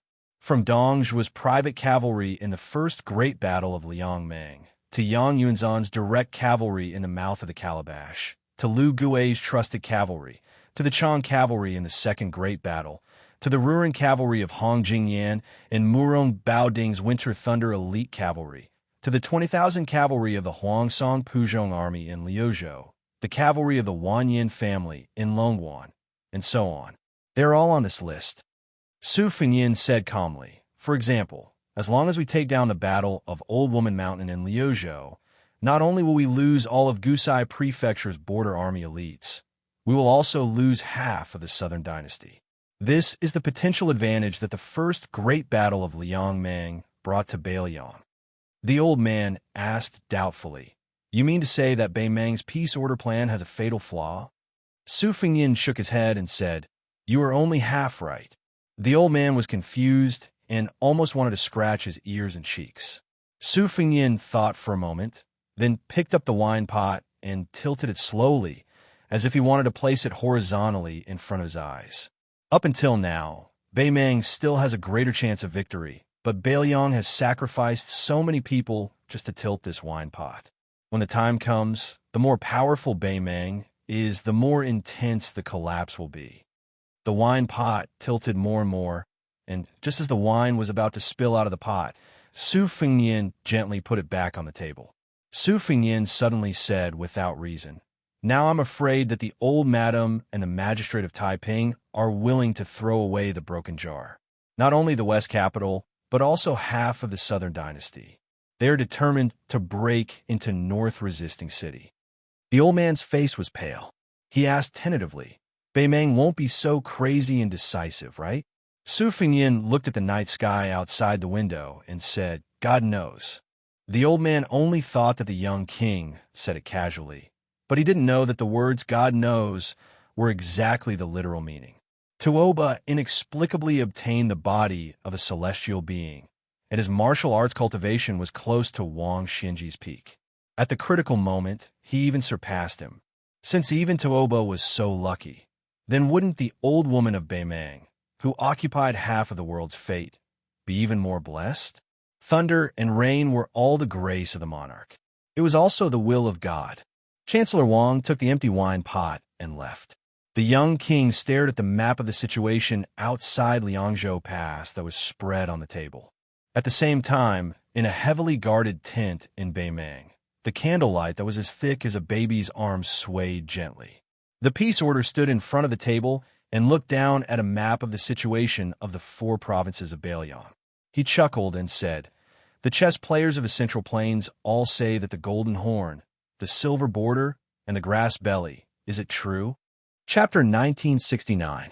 The garrison troops outside the North Barbarian city began to evacuate the miscellaneous people in the market town. The scholars who carried books and traveled to study, recited poems and composed essays, and the heroes who rode their horses in the west wind with fairies, gradually returned to the south with the geese in the sky above their heads. At dawn, a group of more than 40 people was particularly eye-catching. They were all scholars from Xianxia Academy. They had elegant temperaments and were the best scholars in the world. After the caravan crossed the river south, a carriage stopped at the riverbank. 2 women, one big and one small, walked down. The girl had 2 braids and was holding a big fat white cat in her arms. The woman had a graceful figure and a stunning appearance. She was like a plump peony that stole the color of the country. She was in full bloom. She looked to the north. At the end of her vision was the southern city wall of the North Barbarian city. She could vaguely see the clanking of iron armor, but there was no king's robe. The little girl with braids, who was once praised by someone in Xianxia Academy as unparalleled fist technique and invincible leg technique, pouted and spoke up for her sister. "Sister, you're a heartless and heartless man. What's there to miss?" "Humph. I must have been blind to think that he was a dog. In fact, he's not even as good as Qi Shent's, that idiot." The woman with the enchanting but cold aura was indifferent. The little girl pulled the big white cat's neck and raised her head to ask carefully, "Why don't we go to the gate of that mansion and scold him?" "Don't worry, as long as I do it myself, I'll definitely scold that guy. What bullsh *T Grandmaster of Martial Arts? What #1 person in the world? None of them are my opponents." The older woman was Yu Wei, the teacher from Xianxia Academy. She rubbed the little girl's head and smiled gently. "There are some things that you'd rather not fight for.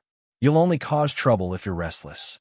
The little girl put her hands on her hips and threw the white cat to the ground.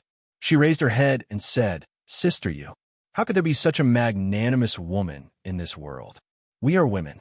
Alas, why didn't you personally go and ask? Why did you become a deserter at the last minute? What's going on? Didn't the history books always say that treacherous villains loved to deceive the heaven? Perhaps the guy surnamed Sue didn't even know that you had come to North Resisting City, and then you returned to the Central Plains in a fit of pique without saying a word. Didn't you end up being taken advantage of by those vixens who took over your nest? No, absolutely not. I must uphold justice for you.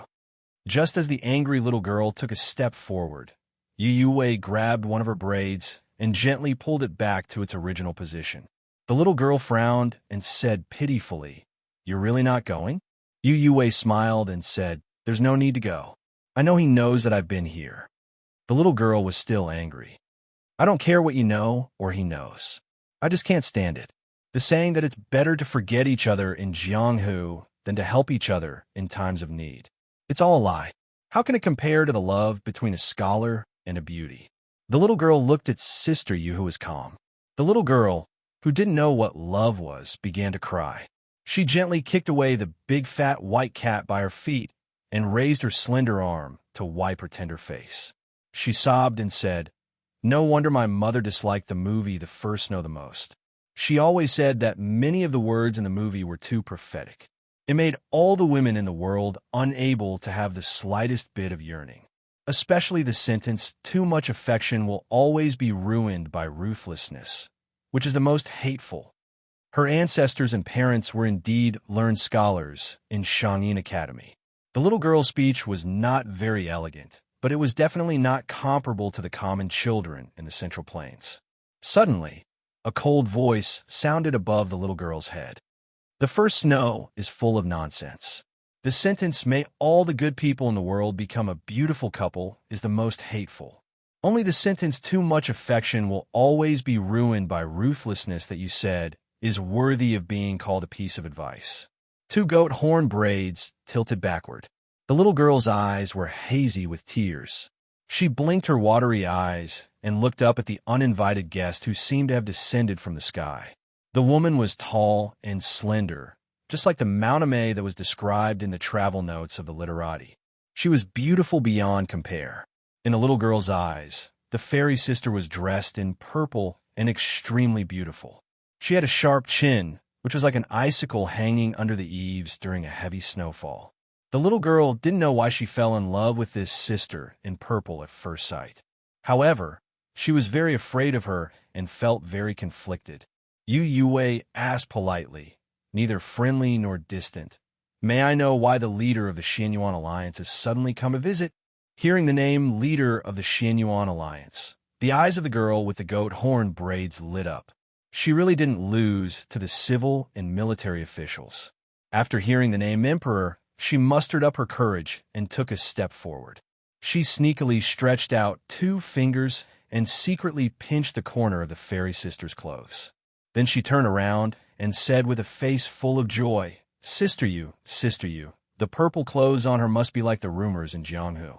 They are made from the silk spat out by the ice silkworms on the peak of Mount Kunlun, the ancestor of the dragon bloodline. They are smooth and soft and very comfortable to touch. It is said that they are invulnerable to weapons and water and fire. This dress alone is priceless. Our leader of the Xianyuan Alliance spent half of the Great Snow Plateau's financial resources to invite a reclusive Mahe scholar to make 4 pieces. She wears one each in the spring, summer, autumn, and winter. When she goes out, she flies here and there. When she passes famous mountains and rivers, her feet never touch the ground. She flies past with a whoosh. In the distance, the young scholars who had heard of Xianyuan Zi's name for a long time, but had never seen her in person, were fascinated by her extraordinary elegance. They secretly compared the leader of the Wulin Alliance with Master Yu. On the other hand, they sincerely admired the courage of the boy with the goat horn braids. Everyone knew that the leader of the Xianyuan family had an extremely strange temper.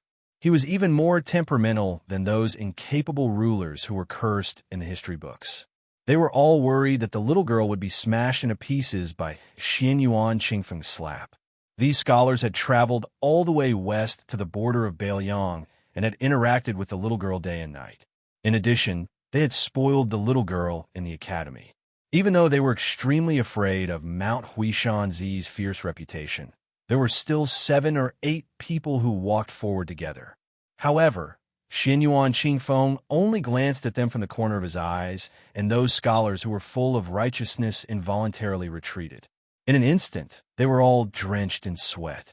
No wonder there was a famous Jianghu big shot who joked that there were countless beautiful pomegranate dresses in the world, but Mount Huishanzi's dress was the most difficult to kneel to.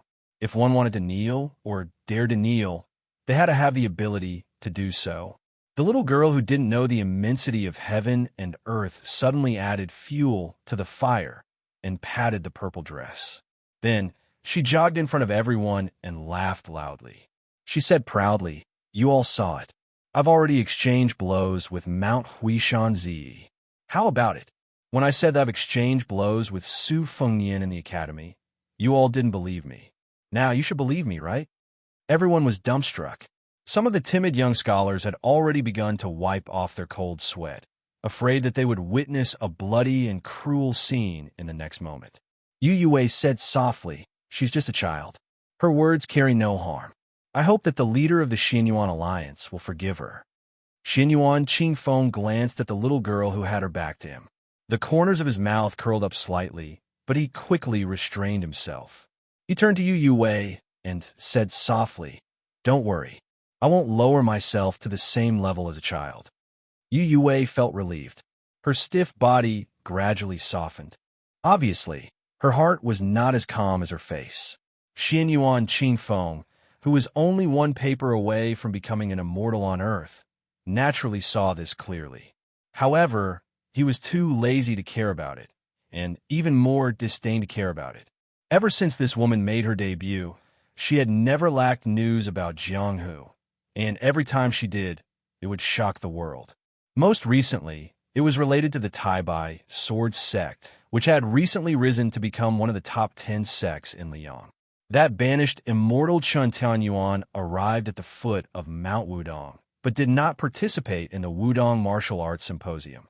On his journey to the Central Plains, he unfortunately encountered Ziyi, who had long been famous in the world. It was rumored that the momentum of that unexpected encounter could be said to be earth-shattering. It caused half of Hezhou to tremble and the mountains to shake. It was said that Chun Tianyuan took 17 breaths and consecutively struck with his sword 3,000 times. In the night, the sword light illuminated half of Hezhou, as if it was daytime. After this battle, the banished immortal Chun Tianyuan's reputation did not fall. Instead, it skyrocketed. Xianyuan Qingfeng was even catching up with the new Prince Liang. Those who flattered Mount Huishan believed that the title of number 1 in the world would only be known after the battle. Those who were neutral also felt that it was the worst. This female alliance chief was able to enter the ranks of martial arts grandmasters and become the high and mighty 5th person, behind Beimeng's Huyin Temple. Xianyuan Qingfeng put his hands behind his back. Together with Yu Yue, he looked to the north toward the majestic border city that had yet to be completed. The northwest sky was high and the wind was strong. The two women's sleeves fluttered in the wind. Xianyuan Qingfeng looked to the front and suddenly sneered. That Su fellow is willing to let such a magnificent scene slip by. Yu Yue only felt that it was shrouded in fog. She did not know what Mount Huishanzi was planning. Xianyuan Qingfeng finally said, "Whether you fight or not, it depends on your mood. You have to be clear with your words. Don't beat around the bush. You only feel that the other party has failed to live up to your deep feelings and good intentions. In fact, you only have yourself to blame." Yu Yue dismissed it with a smile. When Xianyuan Qingfeng's figure flashed and disappeared, this Mr. Jishang of Shangyin Academy muttered to himself, "You are not me, and I am not you."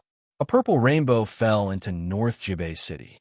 The little girl with ponytails, who had picked up the big white cat again, looked to the sky. Her eyes were dazzled. She clicked her tongue in wonder and said, "So domineering, so powerful. When I grow up, I want to be like this too." When Yu Yue got on the car and leaned over, she finally realized what Xianyuan Qingfeng meant by the magnificent scene. She smiled helplessly. Chapter 1970. She remembered that in the past there was a prodigal son who joked that if he lowered his head to look, he would not be able to see the tip of his feet.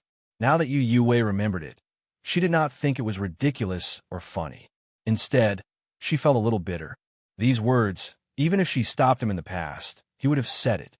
Now that she asked him to say it, she was afraid he was not in the mood to say it.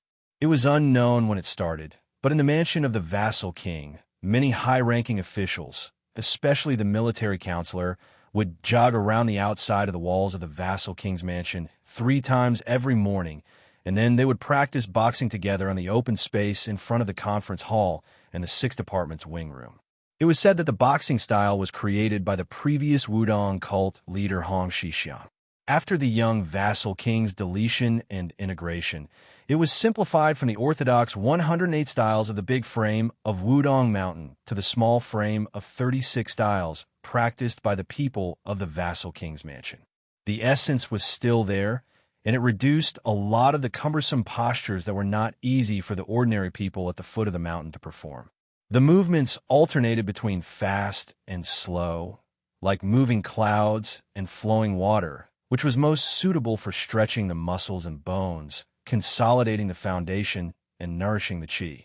Over time, led by Chancellor Wang of the ceremonial chamber and Song Chongsui of the workshop, they took the initiative to participate in the morning running and practicing boxing together with the officials of the vassal king's mansion. Bai Yu of the household chamber, because of his weak eyesight, would also stand under the eaves of the wing room every day, smiling and squinting his eyes at each other. Because the official Li, the administrator, personally led the official Li, was a group of dragons without a leader, Li Gongda developed the habit of going to the top of the city wall every day before dawn. Li Gongda, as the role model of the older generation of civil officials in Bailiang. Although he could sit on the sand pile and chat with the bumpkin craftsmen who built the city, he was unwilling to mingle with a bunch of younger generation in the officialdom. Therefore, naturally he would not mix with them. The officials of the officially also gave up, and the officials on duty of the military and penal departments did not need to exercise their bodies, so they also did not join in the fun. But even so, the morning of the vassal king's mansion already gave people a kind of lively atmosphere. Today, the young vassal king accompanied Mr. White Lotus to stand at the top of the stairs, watching more than 200 people practicing boxing together. Among them was the pair of Lu Chengsong and Lu Qingqing. Lu Qingqing did not follow the head of the family Lu Dongjiang back to Guanyi Lingzhou, but instead stayed in North Jiu to become a temporary rank to rank. The leader of the martial artist mansion was Wudong Jinren Yu Xingrui, who had just entered into the city to the Guanyi Lingzhou to be. The 3 grandmasters leisurely practicing boxing together in the open space of the vassal king's mansion. Perhaps it was not an exaggeration to say that it was an unprecedented grand occasion. Bai Yu, who stood side by side with the young vassal king, looked straight ahead and said with a smile, "Your Highness, in addition to the 3 in front of you, according to the intelligence of the torture chamber, the 3 grandmasters of Nanjiang, Mao Shulang, Cheng Baishuang, and Jilu, and are also on their way to North Jiu. It seems that the number 1 master of Nanzhao, Wei Miao, did not follow his wife back to her hometown after leaving the mountain. Most likely, they are also coming to North Jiu. Although the blind Shishu Guqin master, Shui Songwan, is missing, but Han Laozhan also sent a secret message to Laziku at the border of Lingzhou. This woman also did not follow the former crown prince of Western Shu, Su Su, to the south. As for the likes of Jin Quo Dao, Manor Master Tong Shanquan, and the Snow House Spear, Saintly Chong Ho, there are also more than a handful of people coming here to join the fun. Your Highness, are you planning to hold new martial arts assembly for the head of the Huishan family in Great Snow Plateau?" Su Fingyan shook his head and said, "After joining in the fun, everyone will go back home. What else can I do? Can I persuade these martial arts grandmasters to go to the battlefield to kill the barbarians? Didn't your junior brother, Xianxia, say that he will go to the Earth Lung Mountain immediately? Moreover, killing enemies on the battlefield has nothing to do with Jianghu." Mr. White Lotus shamelessly retorted, "If I remember correctly, during the 10-year siege of Xiangfan City, Countless Jianghu warriors helped Wang Mingyang to resist your Su family's troops. Su Fengyin helplessly said, Yes, yes, yes, Mr. White Lotus is right. Bai Yu jokingly said, Don't. I'm not the transport commissioner who dares to punch your highness. So your highness doesn't need to be so careful to please your highness. Su Fengyin laughed with a fake smile.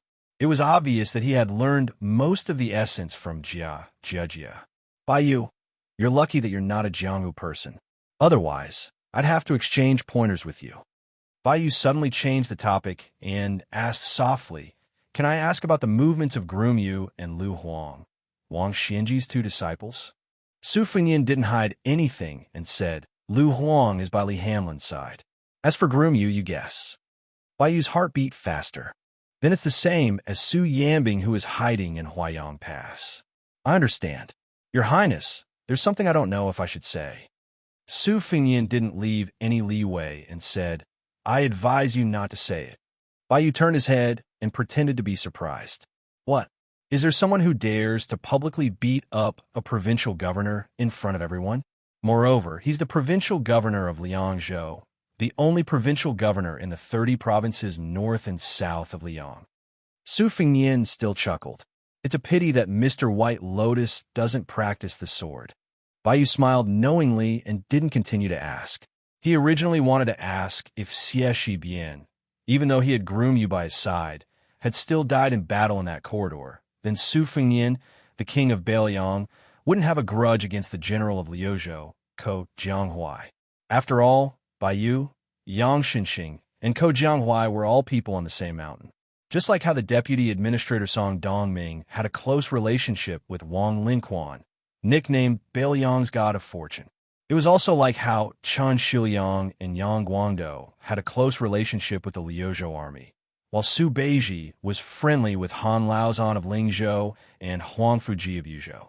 The process was different, but the result was the same. Gentlemen made friends, not parties. Scholars gathered together to form a forest. That was just an elegant way of saying that scholars paid more attention to. How about Zhang Jiulu as an official? He was almost flawless and close to a saint. However, beside him was Tananon and Huanwen. Behind him was Zhao Yuling, Wang Xiongui, Yin Maochun, Yuan Guo, and Han Lin, who were important officials from Yonghui Spring. 30 years of cultivation on the mountain. In the end, it was just cultivating the heart. After Bai Yu left the mountain to become an official, he saw things more clearly than many of the old foxes who had been in the officialdom for decades.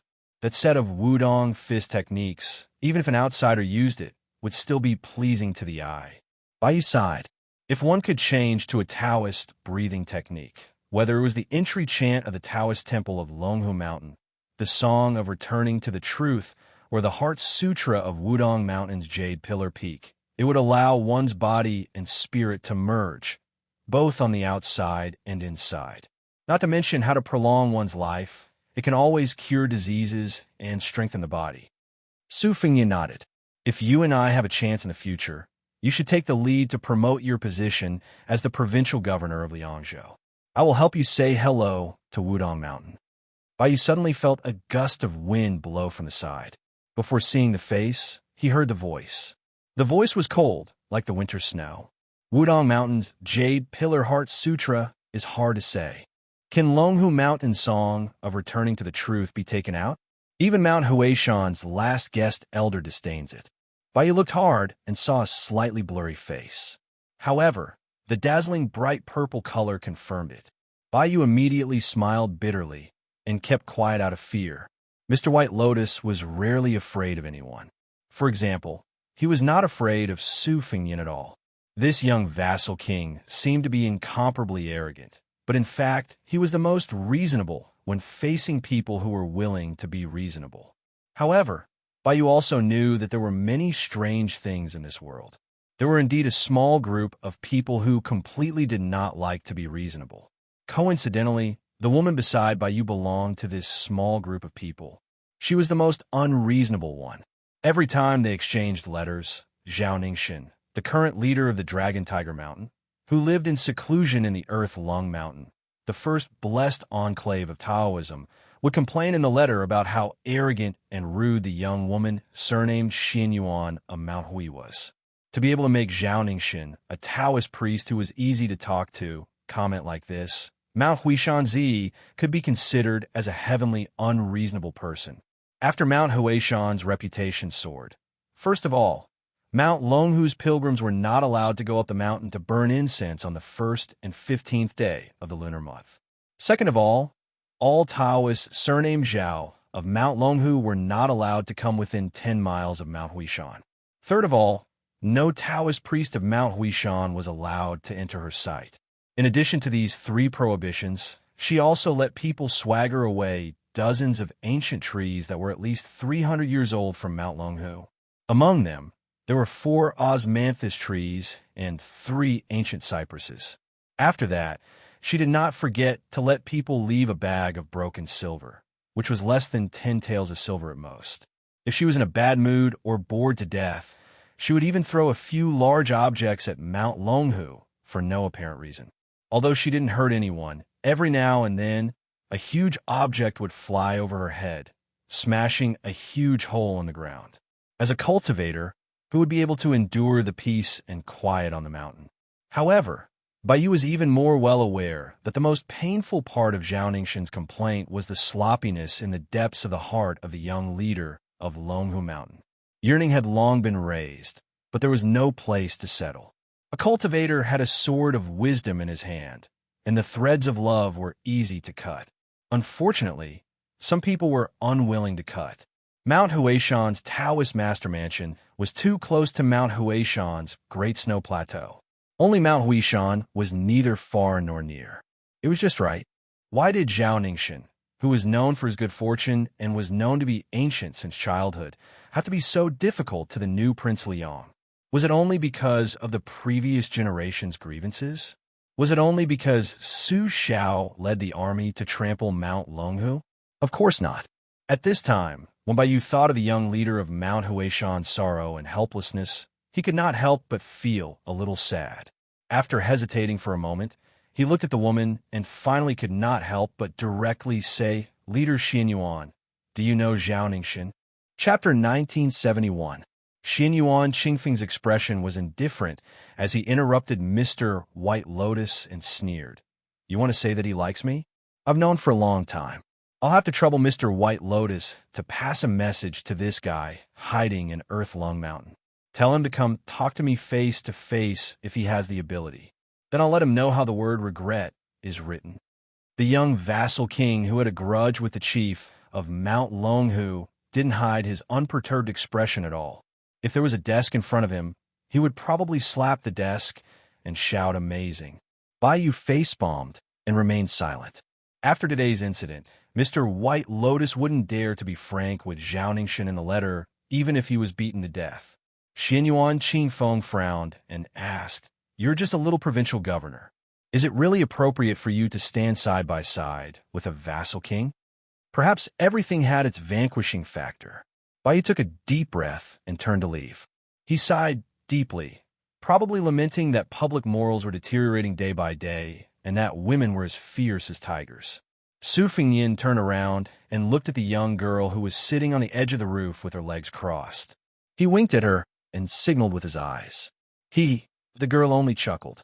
Compared to Su Fengyin's gloating over Zhao Ningxin's misfortune, she was clearly gloating even more. Su Fengyin knew that the narrow-minded little clay figurine had 3 thresholds that could not be said to be too high, not too high, not too low, not too low, and not too high either. In this lifetime, she would never be able to cross the threshold. One of the thresholds had something to do with the princess, making things difficult for the princess. But previously, when Su Fengyin worked hard to help the princess earn so many copper coins on Mount Wudong, he had already slightly let go of this matter. The second threshold was related to a certain illusion of leaning against the wall. Chancellor Wang, who had leaked the heavenly secret, had already suffered. During that period of time, when the young vassal king had nothing to do, he would play chess with the old man who couldn't control his mouth. He would beat the old man until he threw away his helmet and armor.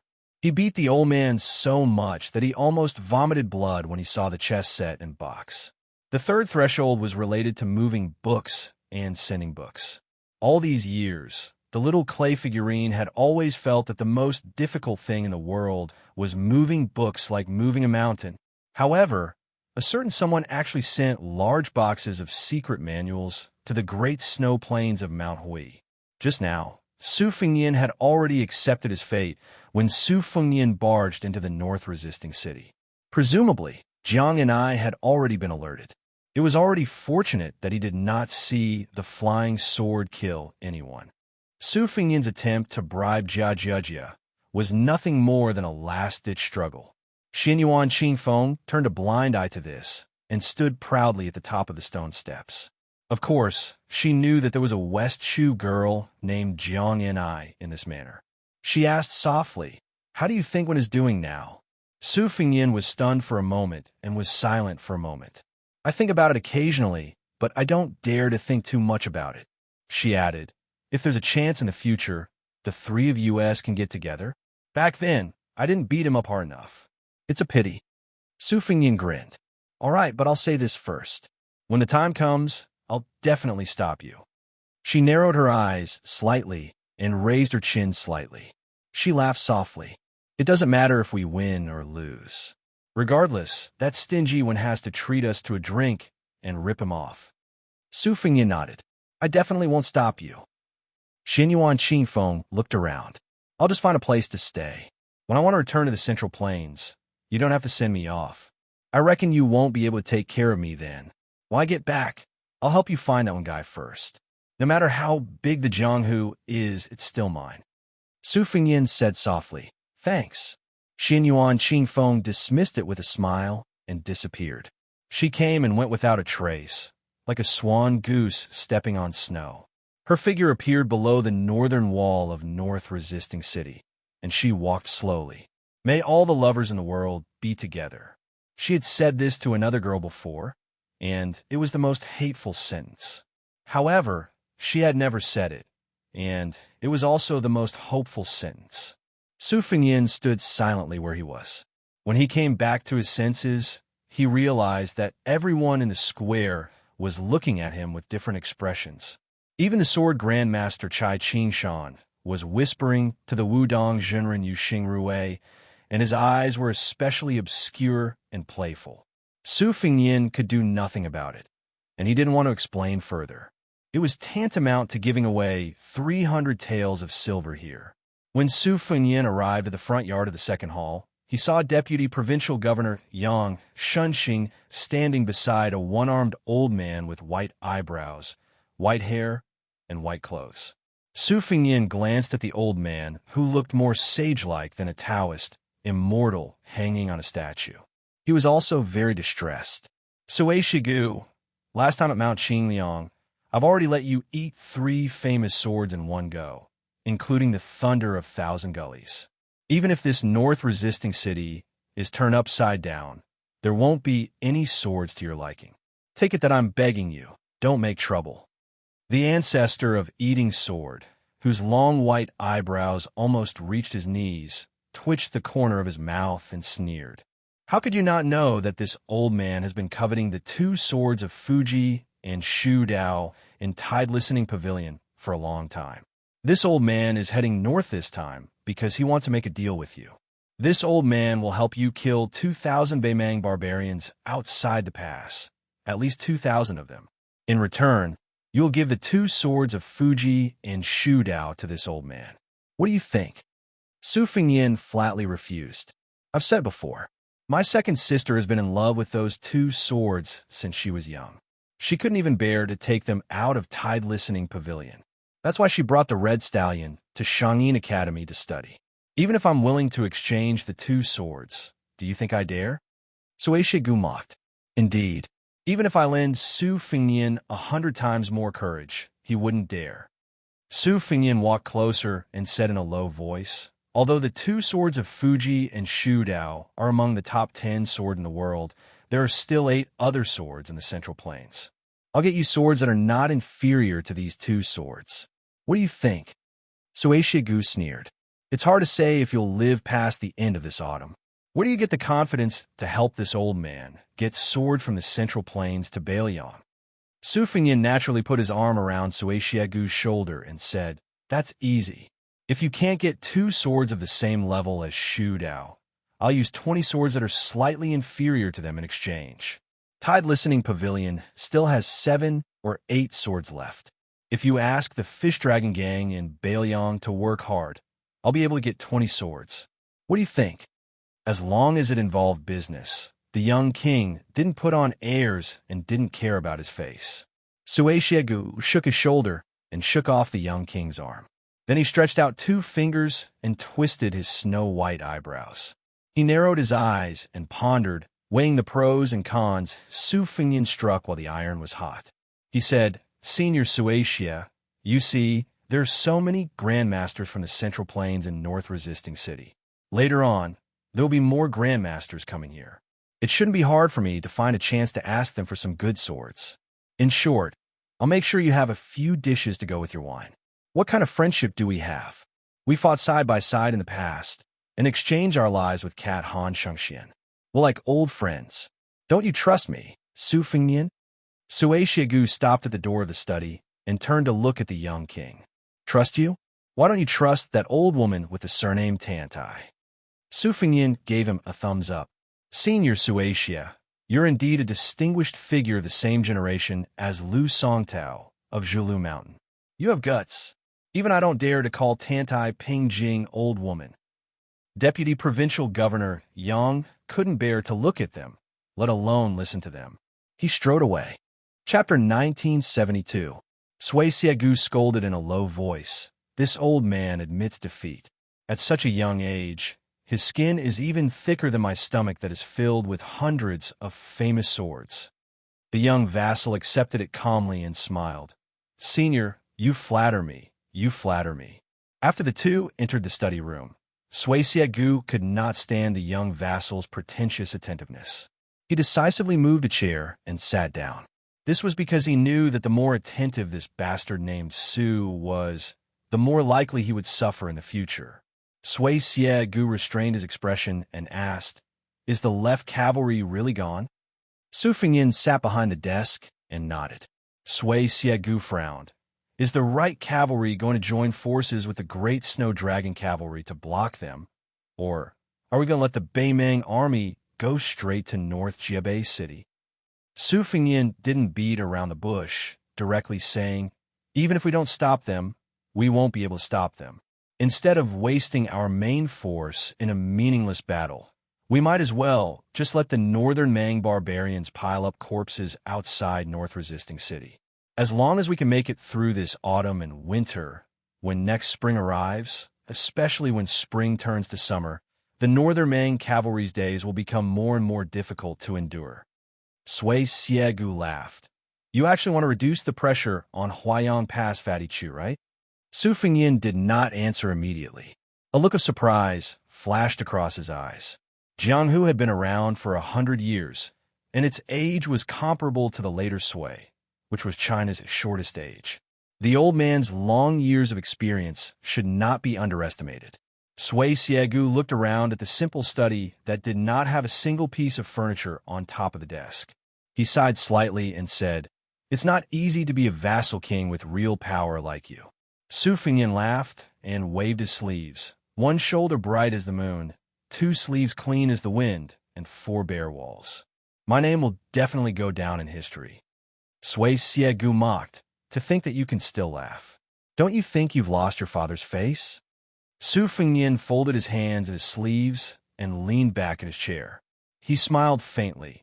"No matter how useless my son is, no matter how disappointed Su Shao is, he can't scold me to my face." Xianxia Gu's mouth twitched, but he did not comment. After a long time, he slowly said, "I have lived for so many years, but my impression of the Beimeng barbarians is not deep. However, compared to many of the people of the Central Plains who have only experienced the fires of war during the spring and autumn period, I have personally witnessed the cavalry of the grassland on a large scale. At the time, I was only 20 years old and happened to be traveling through Jizhou with a sword on my back. I was at a place where the north and south intersected. In the old Northern Han history books, It should be called the Great Pass. As for how the current Liang Imperial Court is named, I do not know. The old man's tone was gentle, without any heavy or intense emotions. I saw several thousand cavalry gallop into the pass. I, Sui Siegu, am not a citizen of Northern Han. Moreover, I have never had much of an interest in my country. My ambition is to reach the peak of the path of the sword, not caring about worldly affairs. I have even less interest in the struggle for hegemony and the change of the country's surname. As a result, at that time, I did not hot-bloodedly charge into the pass with my sword alone. However, there is a small matter that you may not have seen. At that time, I saw jackals and wolves with full bellies on the side of the road, just like the fat rich men of peaceful times. When those beasts saw people, they actually didn't retreat and instead barked. At that time, I did not feel much about it. I only felt that the weak were prey to the strong, and that it was only right and proper. On the contrary, it made me even more determined to pursue the path of martial arts. However, when I think back to that scene, I feel somewhat uncomfortable. This was actually the reason why the young vassal king did not have the extravagant hope that the grandmasters of the Central Plains would remain in North Resisting City. Just as Sui Siegu had said, thousands and tens of thousands of people had died tragically under the trampling of the steppes' iron hooves. Their heads and stomachs had been sliced open by war blades. Their corpses had been lifted into the air by spears, and their bodies had been pierced through by bows. No matter how many people died, in the eyes of the Jianghu experts who hoped to seize the championship of martial arts, the same scene in the eyes of the border soldiers and in the eyes of the grandmasters of Jianghu was like the difference between heaven and earth. Perhaps some people were not like the young swordsman Sui Siegu. They would choose to stand up and take the initiative to intercept and kill the steppe cavalry. However, in the end, they would retreat in the face of difficulties. Although he had the 3-foot sword by his side, he chose to watch coldly from the side. Even though he had the 3-foot sword, he still hid his sword in its scabbard. Until now, he only felt uncomfortable. Su Fengyan could not do it. It was not necessarily because Su Fengyan was more benevolent than Sui Siegu. It was only because he was born in the Su family and had followed the cripple surname since childhood. Perhaps it was not at the border of Beiliang. If it was somewhere else, such as Jizhou or the two Liao provinces, if Su Fengyan was only a grandmaster of martial arts who did not participate in the invasion of Beimang from the south, he would also be the same as some of the grandmasters of Jianghu. He would only fight to his heart's content and then retreat in the face of difficulties. He would not have the unyielding determination to retreat. Chai Qing-shan, Xue Songwan, Wei Miao, Mao Shulang, Cheng Baishuang, Ji Luan, and so on. These grandmasters of the Central Plains were already in North Resisting City or were about to enter North Resisting City. Why would Su Fengyan want them to die outside the border of Liangzhou and resist the hundreds of thousands of Beimang's cavalry with their flesh and blood? Sui Siegu, who was resting with his eyes closed, opened his eyes and broke the silence. He said in a low voice, "Heaven can create all things and also kill all things." Su Fengyan, are you really not afraid? Su Fengyan smiled and asked, "Did Tantai Pingjing say this?" Sui Siegu did not admit or deny it. Sui Siegu stood up and walked to the window. His burly figure seemed lonely. The old man mocked himself. In terms of swordsmanship and sword will, I used to think that I would not lose to anyone. But strangely, I have never liked carrying a sword. Instead, I like to eat swords. Perhaps Li Chungyang was right. I am not a swordsman. Then what am I? I've lived to this age, yet I'm still asking myself this question. What a joke. Before Sui Siegu left the study room, Su Fengyan proposed a new deal. After a moment of shock, the ancestor of Eating Sword did not refuse or agree. He strode away. After the old man walked out of the study room, he walked slowly in the corridor. Suddenly, he turned his head and looked at the lush loquat tree in the courtyard. Not long after, the young king also left the study room. He handed a secret letter that he had just written to one of the leaders of the torture room. The two of them walked out of the room together. The young king said with a calm face, "After you hand the letter to him, tell him that if there is such a day, I, Su Fengyan, and begging him to do this. The old spy gritted his teeth and did not say a word. He just nodded vigorously. Then he quickly left the mansion and left North Resisting City. Su Fengyin stood on the steps and quietly looked into the distance. The autumn wind blew silently. Beimang's army was about to arrive at North Resisting City. Someone was preparing for his death. The young king turned around gently and looked up to see He and Su Ying sitting side by side on the roof. He made a face at them. Chapter 1973. Deep into the night, there was a porcelain oil lamp in the upper left corner of the study, imitating the style of the old Western shoe porcelain lamps. The lamp was hidden in the lip orifice and could be filled with water.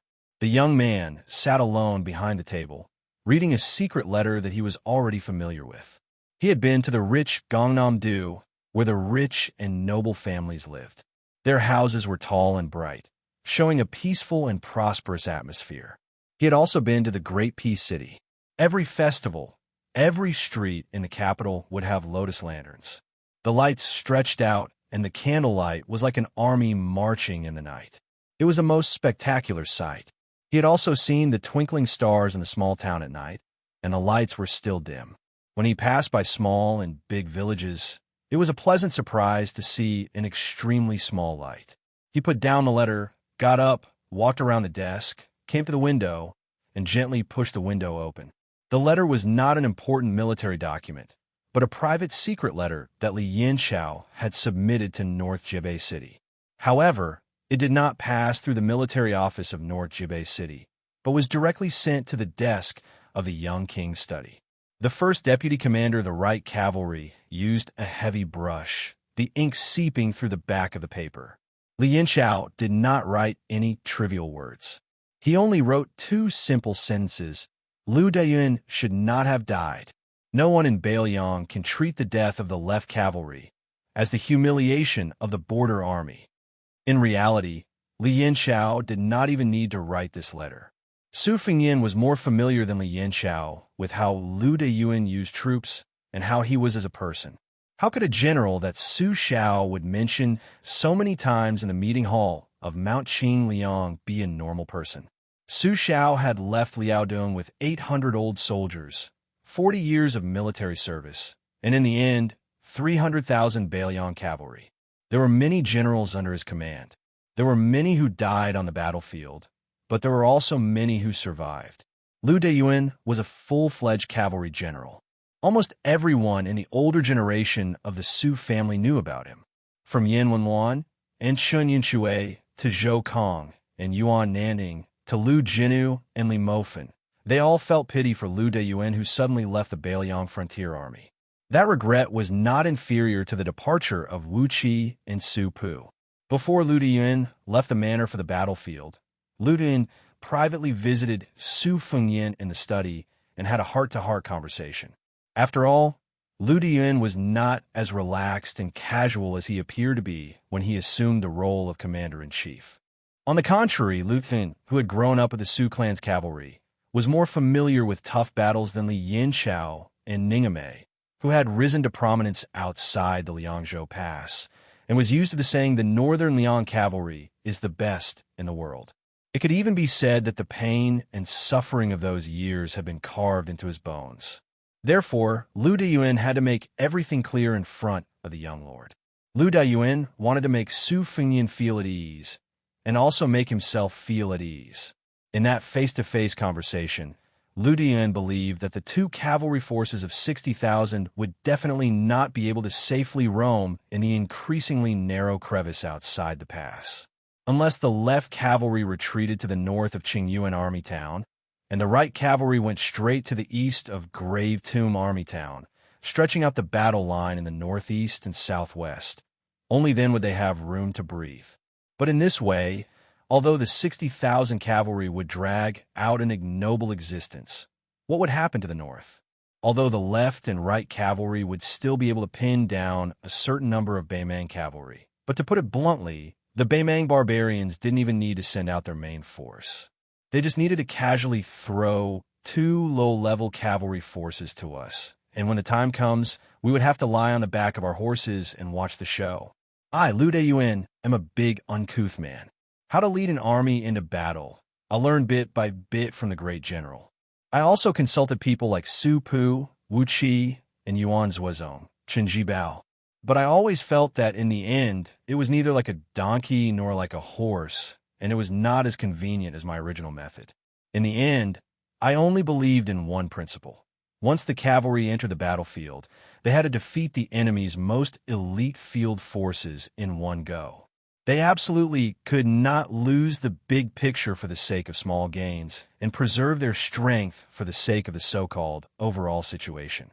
Otherwise, in a difficult battle with a great disparity in strength, the longer the battle dragged on, the more difficult it would be to fight.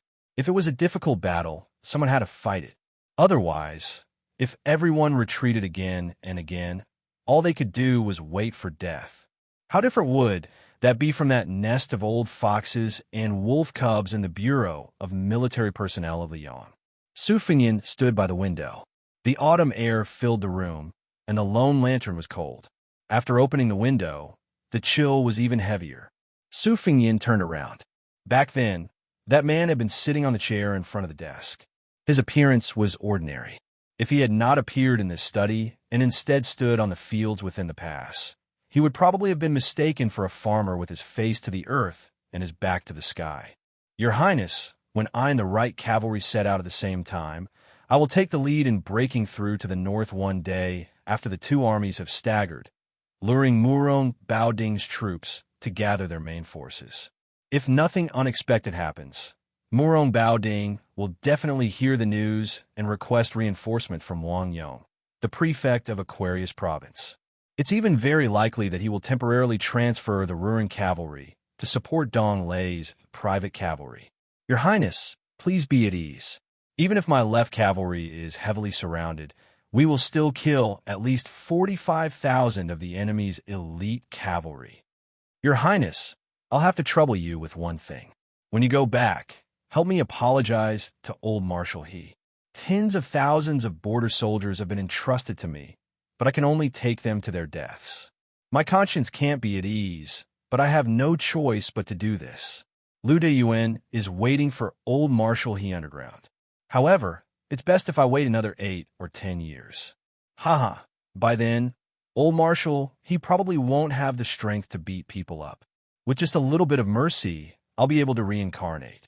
After this man stood up, he looked at the young vassal king who had also stood up and said in a low voice, "If in the future is proven that I, Lu Ten, was wrong, then no one needs to bring wine to my grave.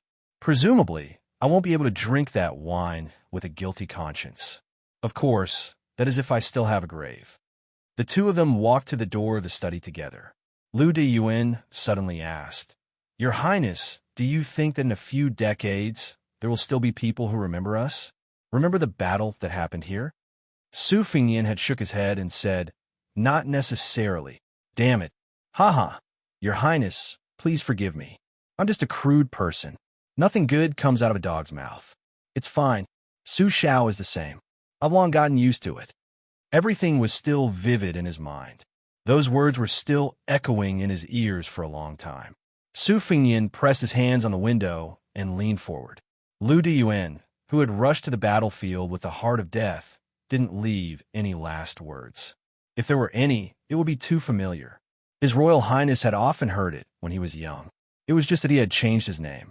Su Fengyan slowly turned his head and looked at the door of the study. The man named Lu Deyuan had finally clasped his fist and said, "I am Lu Deyuan, the former cavalry general of Manjia Battalion, the current deputy commander of Left Cavalry. I request for a battle with you." Su Fengyan's lips moved slightly at that time. The two words were on the tip of his tongue, but in the end, he couldn't say it. Allow a battle. Su Fengyan's hands suddenly pressed down heavily. Under his 10 fingers, the bricks on the windowsill shattered. Su Fengyan took a deep breath. He waved his hand at the darkness outside the window, indicating that the men of sacrifice of the Fu Shui room didn't need to pay any attention. He walked back to the desk and pulled out a piece of paper from a yellowed military book.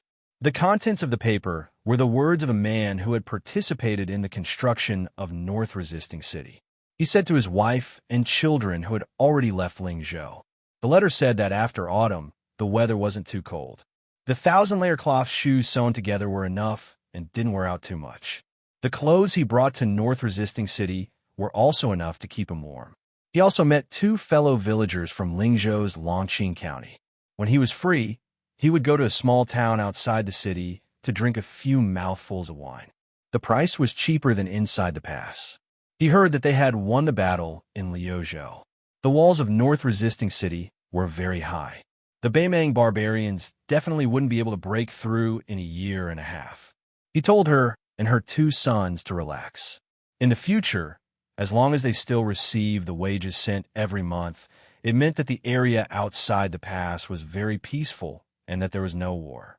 In the end, the man told his wife not to worry about money and not to worry about it. The children's studies were the most important. The letter was sent to a certain place in the Central Plains, the man's ancestral home. This piece of paper was just a copy. The real letter had naturally been sent out a long time ago. After the man arrived outside the pass, he didn't know how to read, so he couldn't write a letter. He had to find a nameless and poor scholar in the marketplace to help him write it. Under the dim yellow light, Su Fengyan lowered his head to look at the thin piece of paper spread out on the desk. When the last letter was sent out, it happened to be right after Lu Deyuan left North Resisting City. The first day Lu Deyuan re-entered the border army, Beiliang's Fu Shui Bureau had already investigated this man's situation in Lingzhou's Longqing County town for more than 10 years. They sent the information one after another to the North Resisting City governor's residence, and then compiled it and placed it on the desk in this study room. Later on, Lu Deyuan's every move in North Resisting City or the left cavalry was recorded by the Fu Shui Bureau spies without any detail. Su Fengyan did not stop them. It was precisely by relying on these seemingly unreasonable and dark rules that Beiliang had reduced the number of casualties on the battlefield by a lot. However, on the matter of Lu Deyuan hiring someone to write a letter for him, Su Fengyan made a special trip to the torture chamber and had the Fu Shui Bureau's chief in charge of related matters not to interfere. It was only on this letter that Su Fengyan went back on his word. He had the Fu Shui Bureau's spies intercept the letter. Unfortunately, the old scholar who did the letter-writing business had already followed the troops and left the border. If they really wanted to find him with the influence of the Fu Shui Bureau outside the pass, they would be able to find him. However, Su Fengyan thought about it and decided to drop the idea. He felt that since he had the letter in his hands, with his calligraphy skills and skill, it wouldn't be difficult to forge a letter every month. However, at this moment, Su Fengyan regretted it again, because he discovered that it was as if he couldn't pick up the brush at all. Even if he picked up the brush again and again, he didn't know how to write the contents of the letter a month later. Su Fengyan stood up, walked out of the study room, and came to the courtyard.